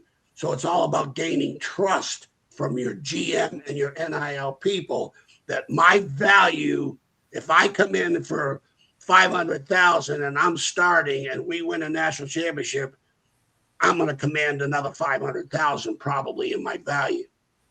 As an example, I'm throwing figures. I don't even know what I'm talking about, but I'll throw those figures out. Well, you come to Georgia, if that happens, and you're not a bad guy, you're a good guy doing all the right things, you're going to get paid here. Players are going to sell that to players. That's something that's missing in this equation. When do you think they're selling that? Will the college GM role at some point become like an NFL GM? Will Absolutely. No, somewhat. He is. Okay. He is, Rick.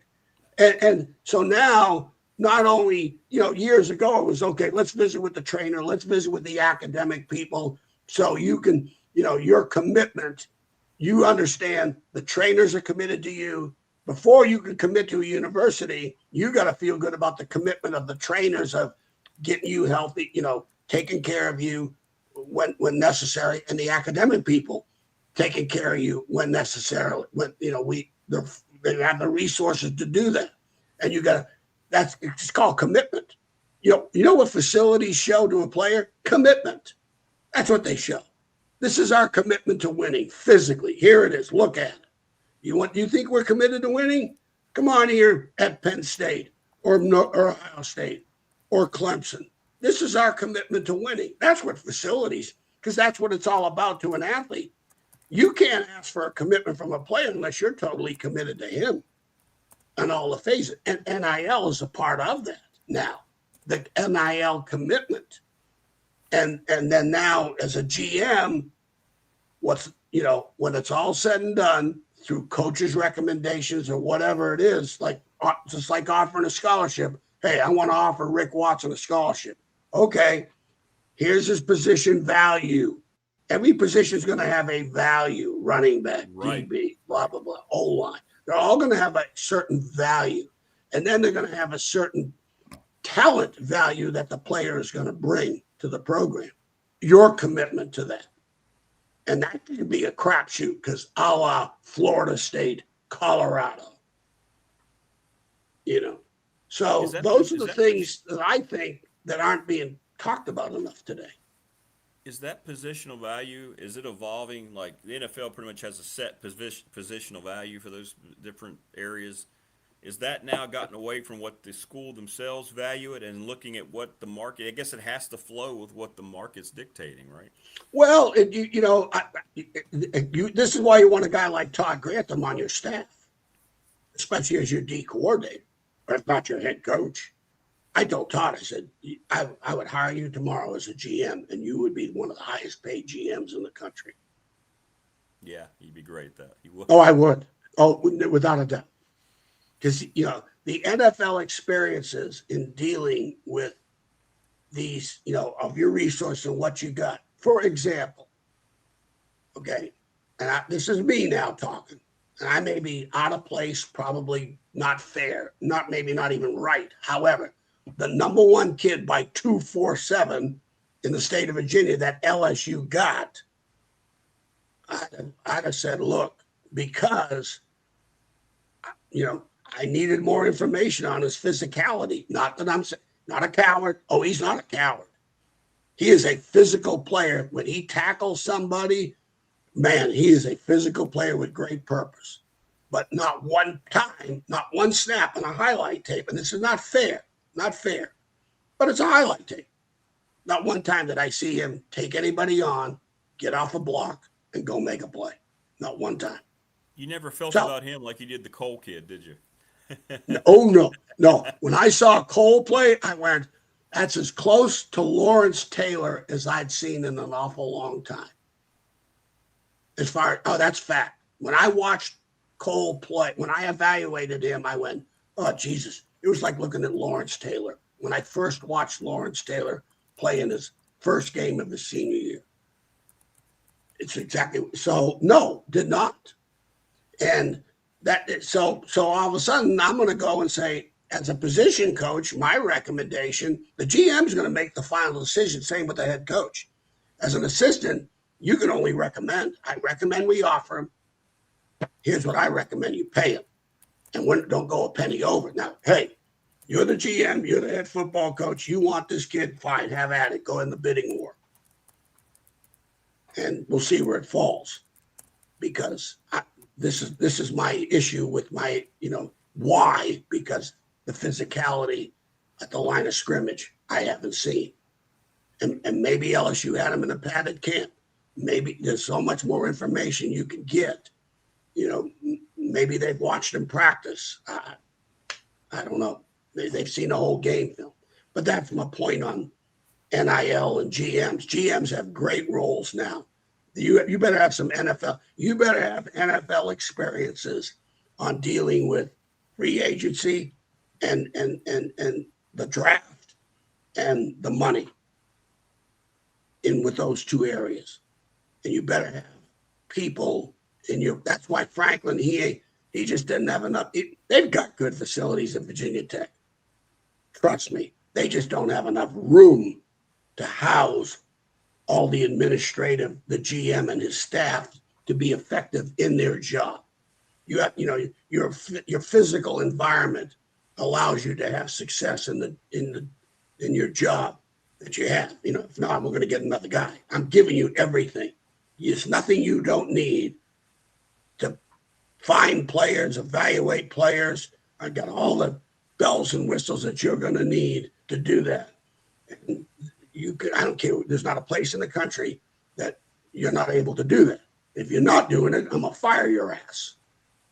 If you're bringing in bad kids or kids that can't play, I'm firing those guys. So that's my take on that, Rick. Again, retention, I think it goes in this order. Retention for starters, owning your footprint, being able to cherry pick the portal. And if you can do those three things and you get to win games or get in the playoffs with those three things, then maybe my next goal, my next thing to conquer is I'm going to Ohio and I'm going to recruit. I'm going to Alabama. I'm going to Georgia. I'm going to Florida. And I'm going to compete with these guys. I've got the resources to do it. I got the wins to do it. And maybe I can go in that state and beat Florida or Georgia for a kid they wanted. Then now you can call yourself national champion contenders when you get to do all four of those things. That's what Ohio State's doing. They're retaining players. They got their footprint, and they're cherry picking the portal, and they're able to go to the state of Virginia, or Georgia's able to come to the state of Virginia and get Chris Cole. That's called the 10% Club.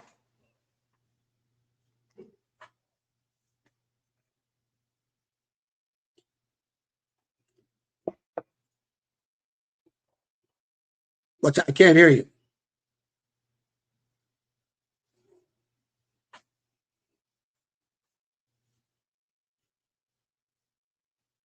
Can you hear me, Rick? Your volume went off.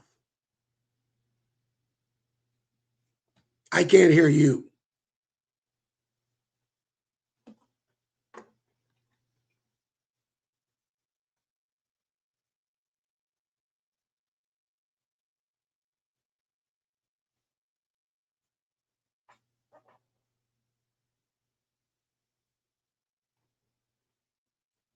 You want to reboot me?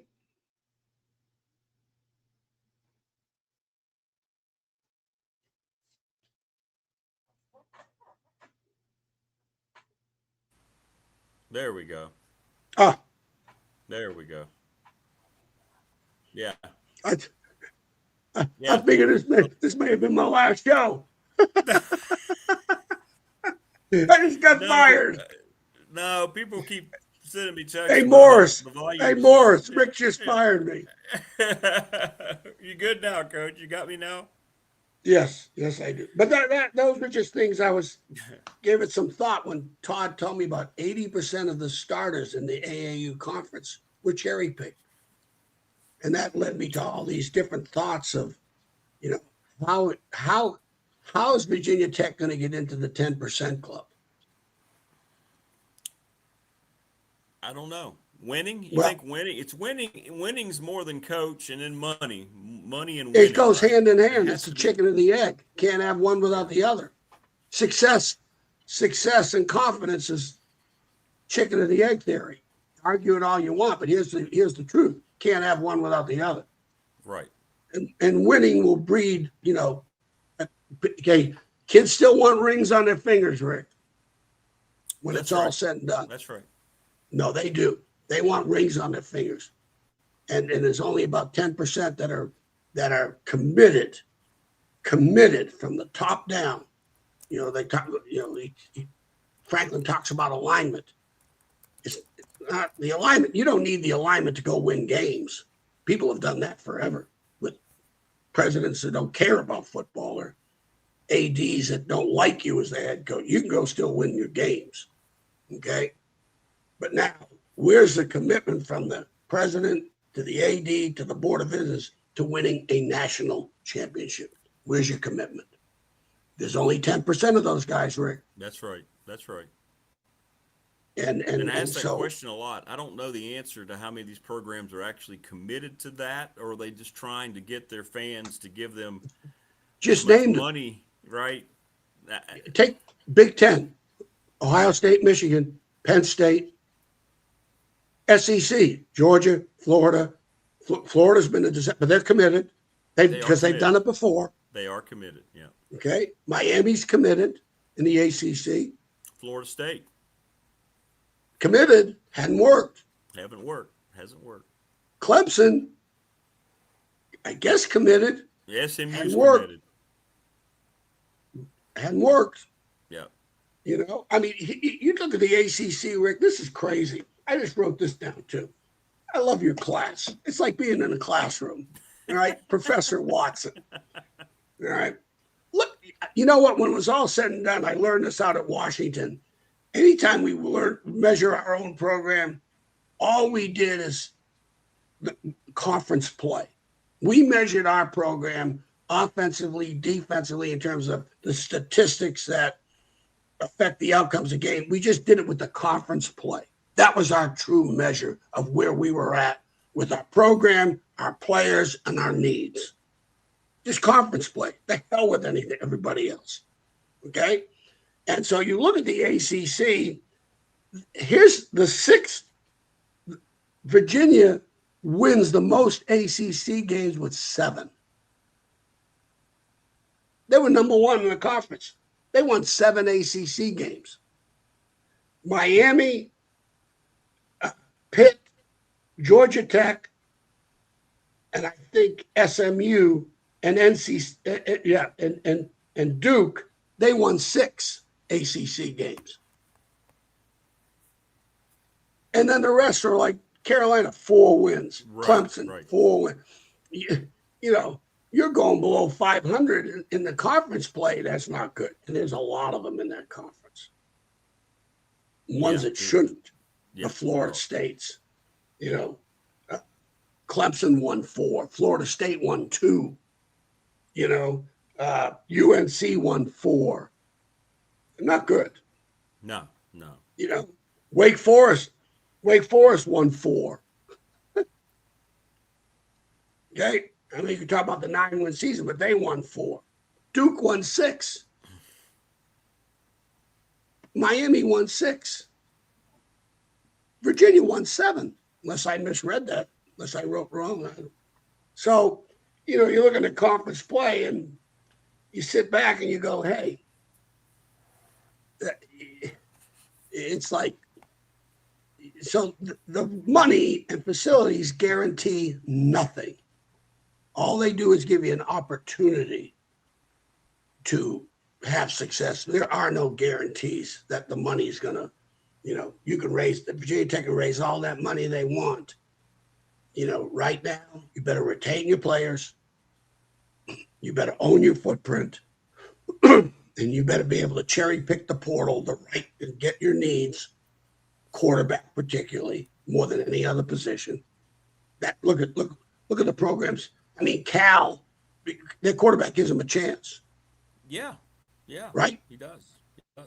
The greatest of all the 10 and 11 win teams that I had been on, when we had Eric, was it Chapman, the quarterback, I think in 86 at Virginia Tech. We lost all our quarterbacks. This is his first start, his senior year. His first start. We win 10 games with this guy. And what happened was he gave us, the good quarterback. I've said this numerous times, Rick, they give you hope. It's all the good quarterbacks. They give you hope. You can go into a game knowing you have an opportunity to win this game. You're going to play a little, you're going to practice a little harder. You're going to practice better. You're going to practice with a whole lot more purpose. And that's the key. Practice is one thing, practice with purpose. That's the key. When you line up on that field, every drill, there is a purpose to win that drill. And you're not winning all of them. How you respond when you lose a drill. You're preparing for your game because these things in practice are going to happen in the game. How you prepare with adversities. That's why Coach Holtz had to say, if there's not a crisis, he was going to create one, which I carried on with me in my coaching career because I wanted to see where the pain was going to be. But, that's what the great quarterbacks give you. And that's where the portal has changed to me. Huge. Hey, Indiana gets a kid from Ohio University. Signetti's first year, they win 10 games. Then they get Mendoza from Cal. They win a national championship. Okay. So I was going to ask you about a former place you were at, but I think you've described, like Syracuse to me, as far as they've fallen off consistently for a decade now. But I guess now that I hear you explaining all this, I guess I'm hearing why they've just fallen off. Well, think about it, Rick. It's not relevant anymore. Yeah. I don't know this, but my first question is, have they been, whatever the starters are on the teams that have not won, have they been able to retain their starters? Have they been cherry-picked, their starters? I don't know that. I know Virginia Tech was cherry-picked a couple of years ago. Their starters, right? The DB went to LSU, first-round draft choice. Okay, has that happened to Syracuse? I don't know that. Okay, when we recruited up there, the footprint for Syracuse back in the 90s, when I was there in 91, 92, was Long Island, Connecticut, which was the best football in New England, New Jersey, Pennsylvania. That was the footprint. Okay, the state of New York, obviously. Okay, Northern Virginia was a footprint. It was a big DeMatha connection. Don't ask me why, but that Northern Virginia, the D.C. area, Maryland, became a footprint for Syracuse. Florida, back in the early days, you had Miami, Florida, Florida State. That's all you had, Rick. So guess what? You don't go find the kids they want, but there's enough players in Florida to go get the kids at Miami, Florida, Florida State weren't recruiting. And I coached a bunch of those DBs, Florida DBs, that Miami and Florida State did not recruit. They recruited them, but they didn't want them. Right. And there was enough to go around. Here's what happened to Syracuse. Okay. They made some poor judgments in coaching. Okay. But to a point after they fired Paul Pasqualoni. However, they lost Florida. Why? Because now you got Central Florida, South Florida, FIU. Those schools weren't around before. So they may not be getting the, USF, South Florida, and they can go get the player that Miami, Florida State, Florida don't want. So next thing you know, Syracuse goes down to Florida, and they got to compete now. The Dome was very attractive to the Florida kids because you didn't have to play in bad weather. Okay? Very attractive. They loved the Dome. And Syracuse basketball attracted kids. And we were winning. That attracted kids. But now, South Florida, they can go get the kid that, okay, they're not going to beat Miami, Florida State, but they can get the next best kid. They're beating Syracuse on that kid. Maybe even FIU and FIU, because the kid can stay at home now. Okay? So that hurt them.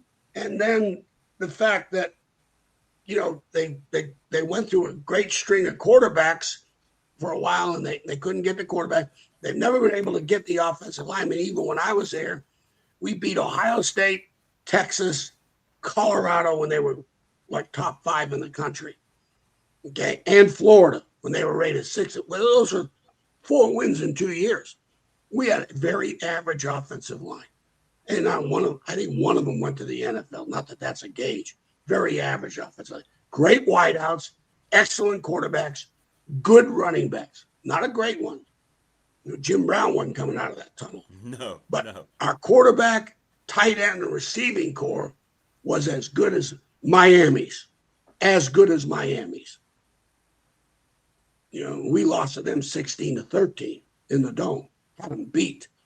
That's another story. We had them beat when they were number 1 in the country.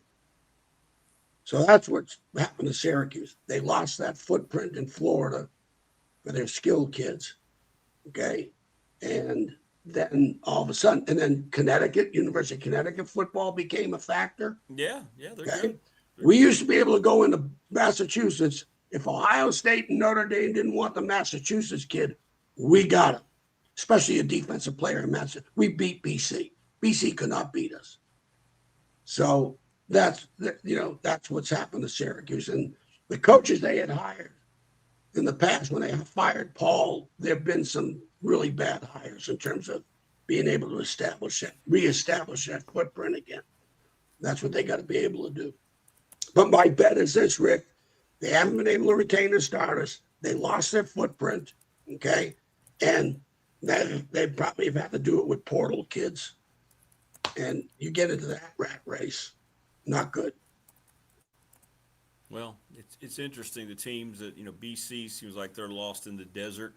Bill O'Brien may not survive this year after 2 wins last year. He did a nice job of keeping Penn State out of the fire after the Sandusky scandal, but it hasn't worked for him at BC. They're just lost. Carolina, there's so many schools that just seem perpetually lost.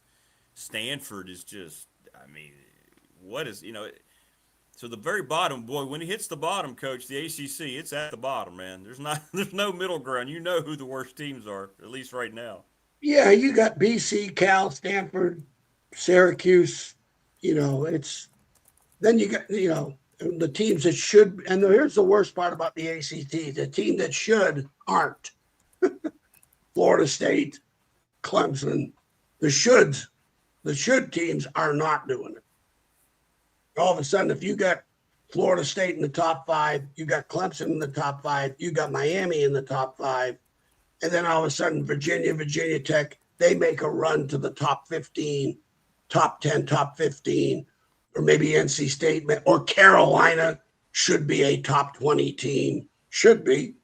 They're not, but they should be. Any coach will tell you that. It's the University of North Carolina, okay? It's like the University of Virginia or the University of Georgia. You are the flagship university, okay? And you better own your footprint. but you better have enough money to retain your own players. If you've got starters and you're winning 8 and 9 games, you can't lose a starter because you can't pay them. They're going to be gone. And that's what separates the projection and selection schools. And I believe it, that 10% club.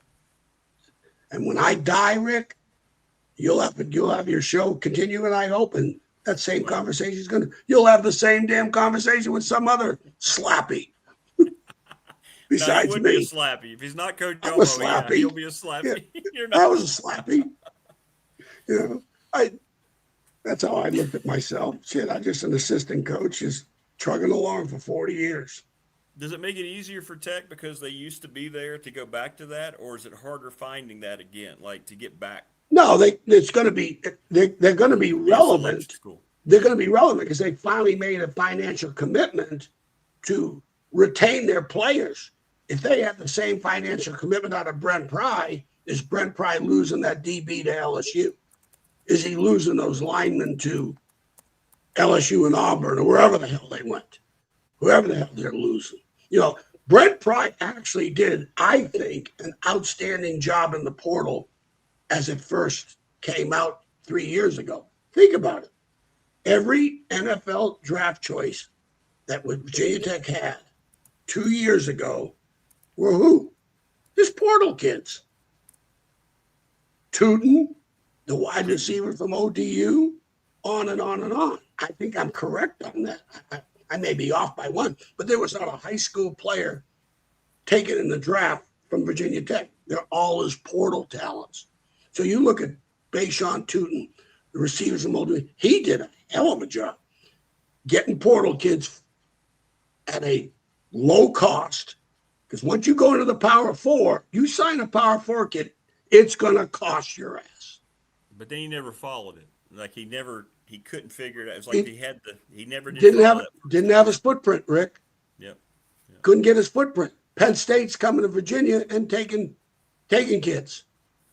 Look at what Franklin did. All those Virginia kids now are at Virginia Tech. All the Penn State Virginia kids, freshmen and sophomore, portal kids, are from the state. The Mensa kid at Ohio State was a Virginia kid. They're all coming back. He got them back. So that, hopefully that can equate to wins. We'll see. That gives them a chance. But, it's kind of interesting. They're a projection school now. Right now, they want to be a selection school. They're trying to get in that 10% club with the money as it's been reported, and we'll see next year if all their starters, Grunkmeyer, like you say, the quarterbacks, you got to have 2 of them. The 3rd and 4th, okay, you go in the portal, you're number 3 and 4, that's fine, go, good. Yeah. But if you're number 1 and 2, I can't lose them. Whoever comes out number 2 behind Grunkmeyer, and whoever maybe even beats his ass out, whoever, maybe he's number 2. Who the hell knows?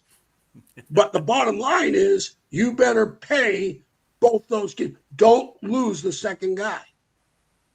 Unless you got a portal guy coming in or another high school guy that you say, okay, you want to go? Go. This is what we're going to pay you. I'm not going a penny over. Go. Because I can bring in a high school kid with your talents and not have to pay you as much as you're asking for. Go. You tell your agent, go shop around. Let him go. But the number 1 kid, don't ever let him don't lose Mensa to Miami if I'm Duke. I ain't letting that happen. I'm not going to let that wide receiver from Duke go to Virginia Tech. I'll take some of my salary and pay his ass, those 2 kids. You take the cut from my salary to pay those kids. We can't lose those kids. We just competed for an ACC championship. Why? Because the quarterback and the wideout were 2 big reasons. I lose both those kids, I become a bottom feeder. So you got to be able to pay those kids. Can't let that happen. You can't let Notre Dame come in and get your best wide receiver. You cannot. Sounds like you could be a GM. You could be a GM. And guess what? And in the portal, Rick, guess what? Your own players at Virginia Tech when Coach Pry is there, or Virginia prior to this year, hey, great, you come here, but hey, what happens? Why? The guy, this player started. He's a good student. He's a great citizen. Why'd he leave? Oh, he got paid more. Oh, really? Right. That's a commitment that the school's going to give to me if I come here? It's not what I'm getting. It's my value down the road, too. You got to think about. All of a sudden, I'm going to win for you. I'm going to start for you. I'm going to win for you. My value goes up. That's capitalism at its finest. That's this country. It's who we are. Pay me what I'm worth. Pay me what I'm worth. I only did that one time, Rick. I went into Coach Alvarez. We went from the shit house to the penthouse in terms of DB play. We were nationally ranked. We were the best secondary in the Big Ten. That includes a Nick Saban coach football team, Michigan, and Ohio State. We had the best secondary for 2 years in the Big Ten. For 2 years. So my second year, I went into Bear. I go, Coach, I don't want to be the highest paid guy. I don't care who that is, but I'd like to be number 2. At least number 2. And guess what? Good luck. Don't let the door hit you in the ass. And I went to LSU. That's how much they thought of my ass.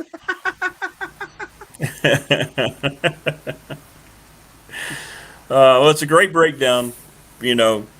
When you break it down that way, it helps people. It helps me a lot too, hearing about projection as opposed to being a destination school. Yeah, selection. It makes a lot of sense, Coach. It really does. 10% club is their selection schools. They can retain their starters. They own their footprint. They cherry pick the portal. And when it's all said and done, Ohio State goes to Virginia. Georgia goes to Virginia. Georgia goes into Florida. Texas goes into California. Oklahoma still, I don't know but today, but Oklahoma was one of the schools back in the Bud Wilkinson days to all the history could go into Texas and beat Texas on players. Mm-hmm. And now they were NIL before NIL, but they could do it. They were NIL before NIL. That's true. That's why Oklahoma still has that national. They're on the border of selection projection, because they were able to go into Texas and beat Texas on a play. At LSU, when Nick was there, we went into Texas and beat A&M on players. 2 particularly I know of that started for LSU on the national championship teams. And before, Texas A&M was coming to Louisiana and getting kids in New Orleans, in northern Louisiana. So that's how that crap works, Rick.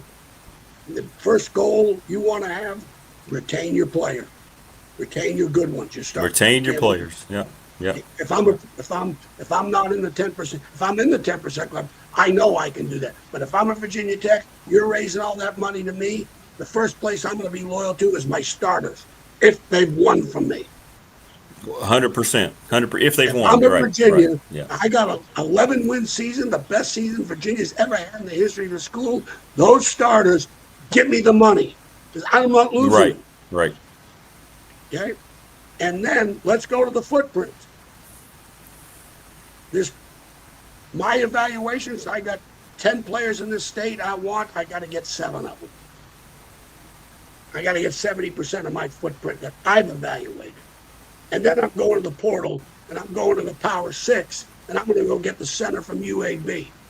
Or I'm going to, I'm going to the group of 6 schools or the 1AAs, and I'm going to cherry pick it for what I want in my program. Know your program. Know your program. Don't get blinded by talent, and don't get blinded by bells and whistles. Just because they're a Power 4 kid coming to a Virginia Tech or what, be careful. You got example, Rick, and I'll let you go. I'm watching for New Mexico. This defensive back went from Bowling Green to Michigan State.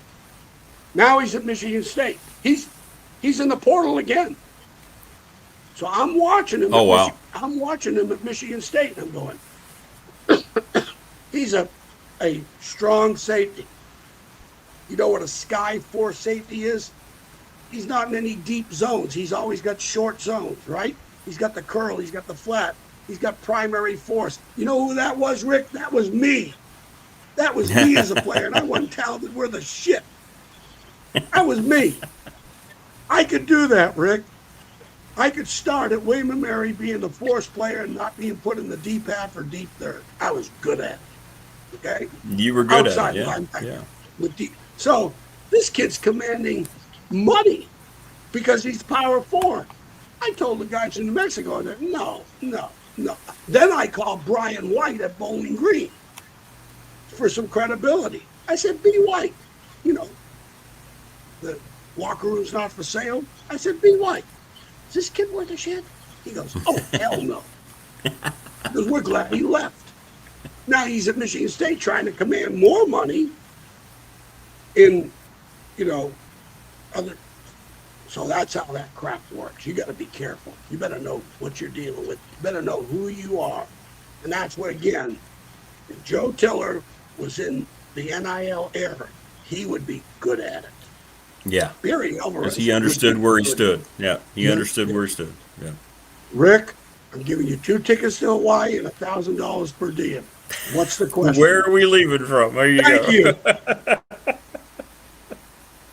Thank you, All Rick. right, Coach. We'll end it there, baby. You learned something today, Rick. I did. We all did, Coach, as always. You as always. You took us to school, the Elmo school. So Hey, where are we leaving from, baby? where are we going? Yeah. We're there. Well, I appreciate it. I hope, hey, if you don't have me on again, you cut that sound up. I can appreciate it. I got it. Morris, I got fired today. Nah, that's on my end, apparently. I got something wrong with my audio. I got to try to figure it out. So I'm not so sure you did that on purpose, Rick. I get the hint. No, just kidding. No. All right, brother. You take care. All right. We'll see you later in the week, I'm sure, Coach. That was a lot of fun. Trust me, enjoyed it. It was. Take care, brother. All right. Good stuff from Coach, as always. Yeah, I don't know what's up with the audio. Everybody was telling me my audio. I was trying to adjust it there, and I actually muted myself here, so I don't know. What is it doing now, y'all? Let me know. Coach Elmo was great. Projection versus selection. So how's the audio right now? Y'all let me know. I mean, I'm not sure. It sounds normal to me, Myra. Everything seems normal here. So it seems fuzzy. Fuzzy's new. Let's see here. Sounds good now, Morris says. Yeah, I've tried to do all sorts of different things here. What's up, Mark? How are you? And I've got a good volume. I'm looking at my volume level right now. Like, I've got it up on this. I've got 2 screens here. And it looks good. It looks real good. It looks real good. It looks real good. So I'm not really sure. I could do one thing, but I'm afraid it would mess it up, so I'm going to wait and try it again later. It is always fun from Coach, and we learn a lot, and we learn a whole lot. We want to thank Lawson's Mobile Home Supply, by the way, 300 North Franklin Street in Christiansburg. Call James at 5403-1811, manufactured parts for your home. He's the absolute best. And, of course, the NRV Super Bowl. Leagues are forming now, men's, women's, for kids as well, 5403-882-5525. They were great for the bash as well. Thanks to Sundown Electric, one of the best manufacturers in our area that go out and create good things for your home, craftsmanship, superior communication, cost, you name it, Sundown Electric in Elliston, thanks to the Smith brothers. They're the best at what they do. So it's good now? Okay. All right. Being told it's good now. Static in the background.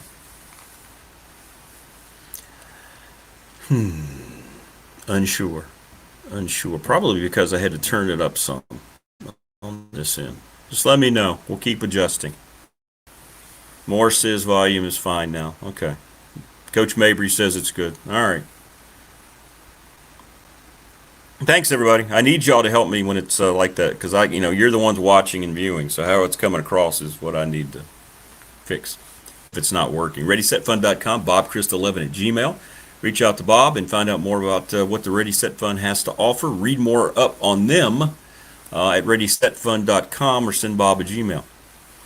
Professional Door Incorporated is doing 40 years, and they're celebrating. It's the last week. You've got 5 days to call them before the end of business on Friday to get $40 off your preventative maintenance visit, 674-0008.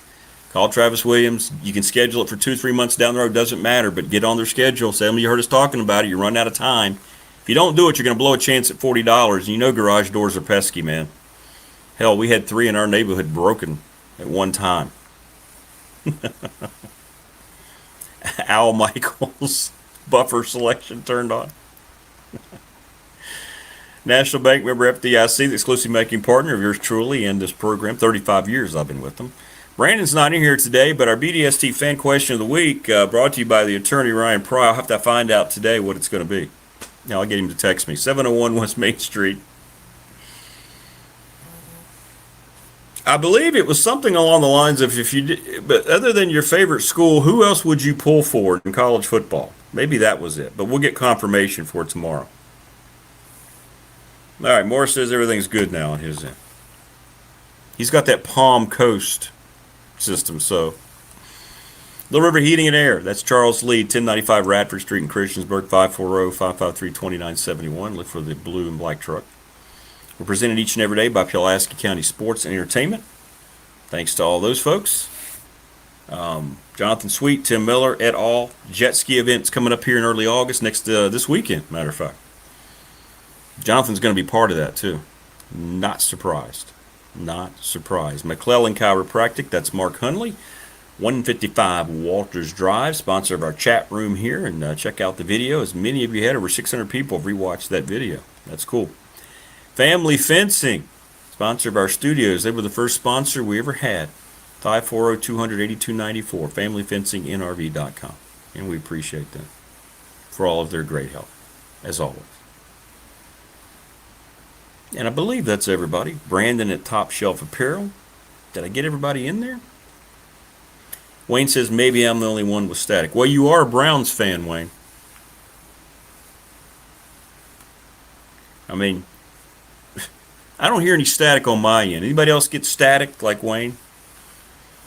Keep in mind, we're all on different internets. We all have different computers. We all have different blah, blah, blah. I mean, things can get a little strange. We only have 15 minutes left in the show, so what is yes, Low Country? Yes what? Good or static? Are you getting static too?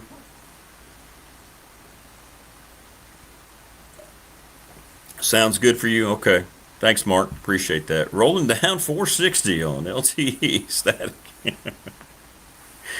Yeah, I don't know. I just don't know. He hears the static too in the background. Not bad, like a fan. I don't have anything running. Slight static. Let me see. What about this? Tell me what this does. Let's see. This may not do anything. Likely it won't, but I'm going to try anyway. Let's see. How about that? Does that do anything right there? Did that help with the static at all? I know we're doing technical checks here, but that's okay. That is okay. That did not help at all? I need more than yeses and nos. I'm not even sure what I'm asking. So is the static worse? Is it better? What do we got? That's, I tried to put it down one way. It's like when I was on the radio. Yeah. Yeah, we never knew. All right, well, I don't know what to tell you about static because I don't hear anything. That might be a YouTube thing through your connection. You may have to reboot. I'm not sure. I have a sub meter on my board here that tells me when there's external noises, but I don't know. I just don't know. Let me try this. This is going to be dangerous, and we might lose all ability to communicate. Let's see here.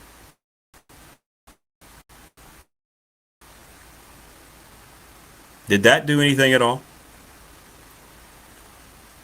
Did that do anything? I'm not even getting a reading now. You can't even hear me now, can you? Yeah. Okay. Well, unsure what the static is. I'll check all the connections and things like that before the show tomorrow. But I don't know. Coach Elmo says the volume is much better, so that's good.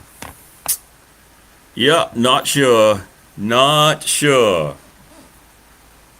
It wasn't like this until, what, I guess on Friday people said they started to hear that, and then it got a little worse. But nothing's changed on my end, but maybe something, I don't know. I'll figure it out. We'll figure it out here. But any event, we got a busy show tomorrow. Marva will join us from Miami. Beloved Padres just swept her Marlins. They've lost, I think they lost 12 or 13 in a row. I believe Brian Siegler tomorrow, because I know the Boundary Corner's back this week. And Phil Steele will join us tomorrow as well. I feel like I'm leaving somebody out tomorrow.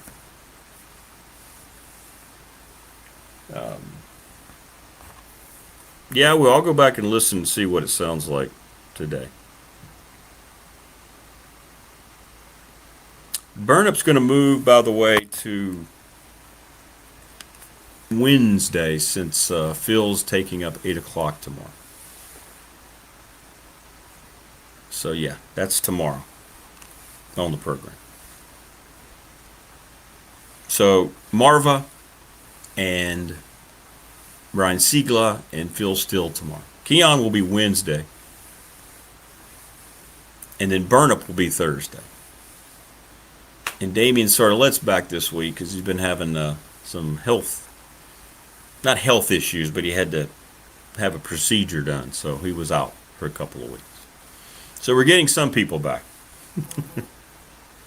We're getting some peeps back anyway. So that's good.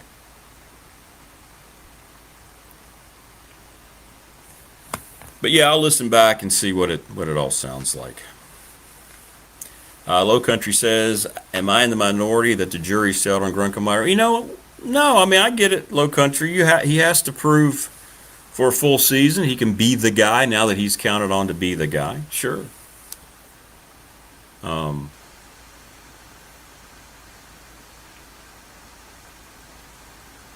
We saw, what he was capable of in the Big Ten, so that's what I kind of based my thoughts on. But no, hey, you got to get out there now, and now you're behind a Virginia Tech offensive line, as opposed to a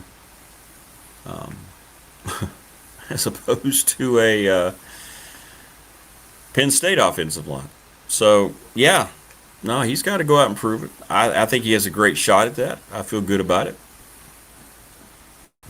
But he may not. Yeah, that's right. Phil Steele tomorrow's to promote, but I hope he gets insight on how he has to adjust his evaluation. Yeah, I need to ask that question. It didn't look like it was going to work out with Phil this year, so I'm glad to see that there were changes on their end. And that's all I'm going to say about that.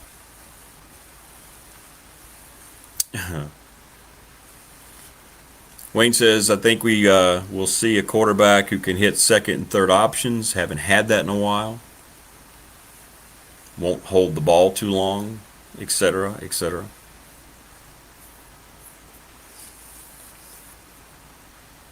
The tight end scenario will help.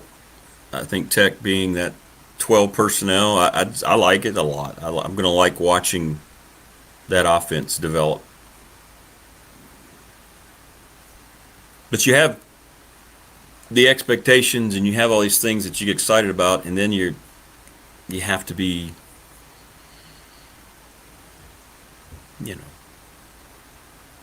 cautiously optimistic as your personnel also develops, right? And I think that's very, very important.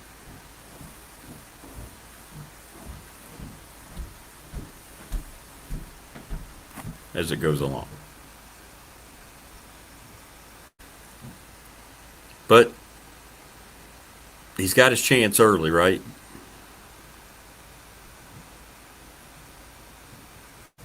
He's got his chance early because he's got VMI, which he'll break into and have fun. You feel like they're still going to be better than Old Dominion, although I know people don't want to sleep on Old Dominion. And then you've got the Maryland game. And I think that's the game you can make a statement not only as a player but as a quarterback. I mean, as a team, but as a quarterback. So that's a huge game, massive game. I think it's easily the transitional game for Tech season. And I think it works out great that if you're going to have a road conference game to follow the Maryland game, that it's, that it's a game like Boston College, who was 2-10 last year.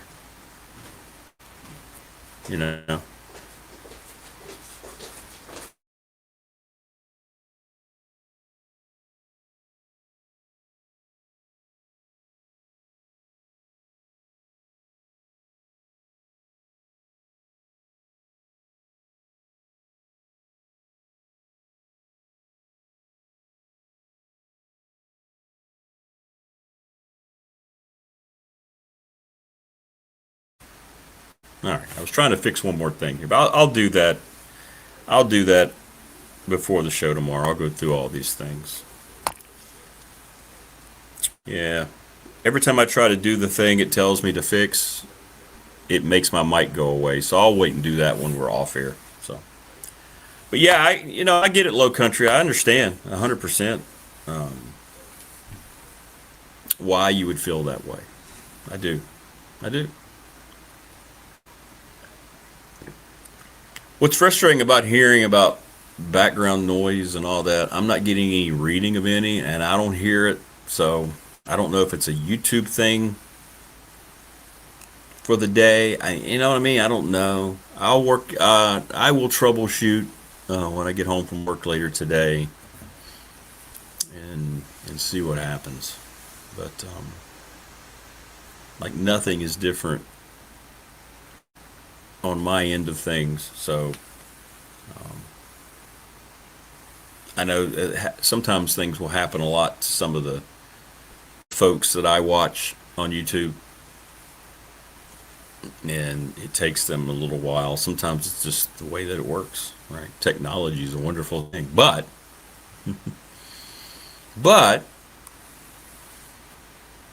okay, I'm going to try this thing. Tell me about this right here. Does this make it louder? So does that right there make it louder? Does it make it softer? Does it make it fuzzier? Right there, what I just did.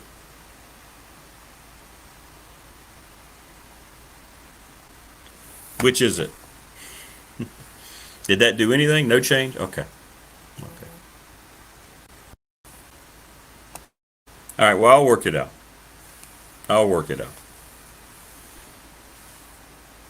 But in any event, good show tomorrow. And remind me tomorrow as we're going through with Phil Steele to make sure if you have any questions, he'll be glad. That's what he's here for. But I know we're going to talk about Tech in Virginia. We're going to talk about the ACC. And we'll talk about the national picture a little bit. But we'll ask him about, I want to ask him how he projects this magazine now going forward. It's got to be just a completely different world for him right now than the way he has to go about doing all these things. So yeah, we'll definitely we'll ask him all those questions, because I'm very, very curious to see, how all these things come to fruition, or, how they don't come to fruition now. Like, did he have to put out previews and he didn't quite have the depth chart that he wanted? How long does he have to wait? He's somebody who's tireless in the way that he works, and so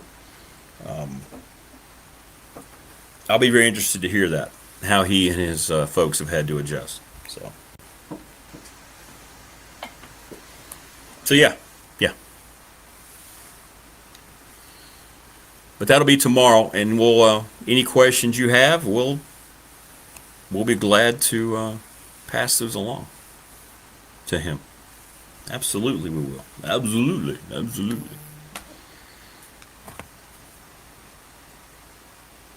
So there you go.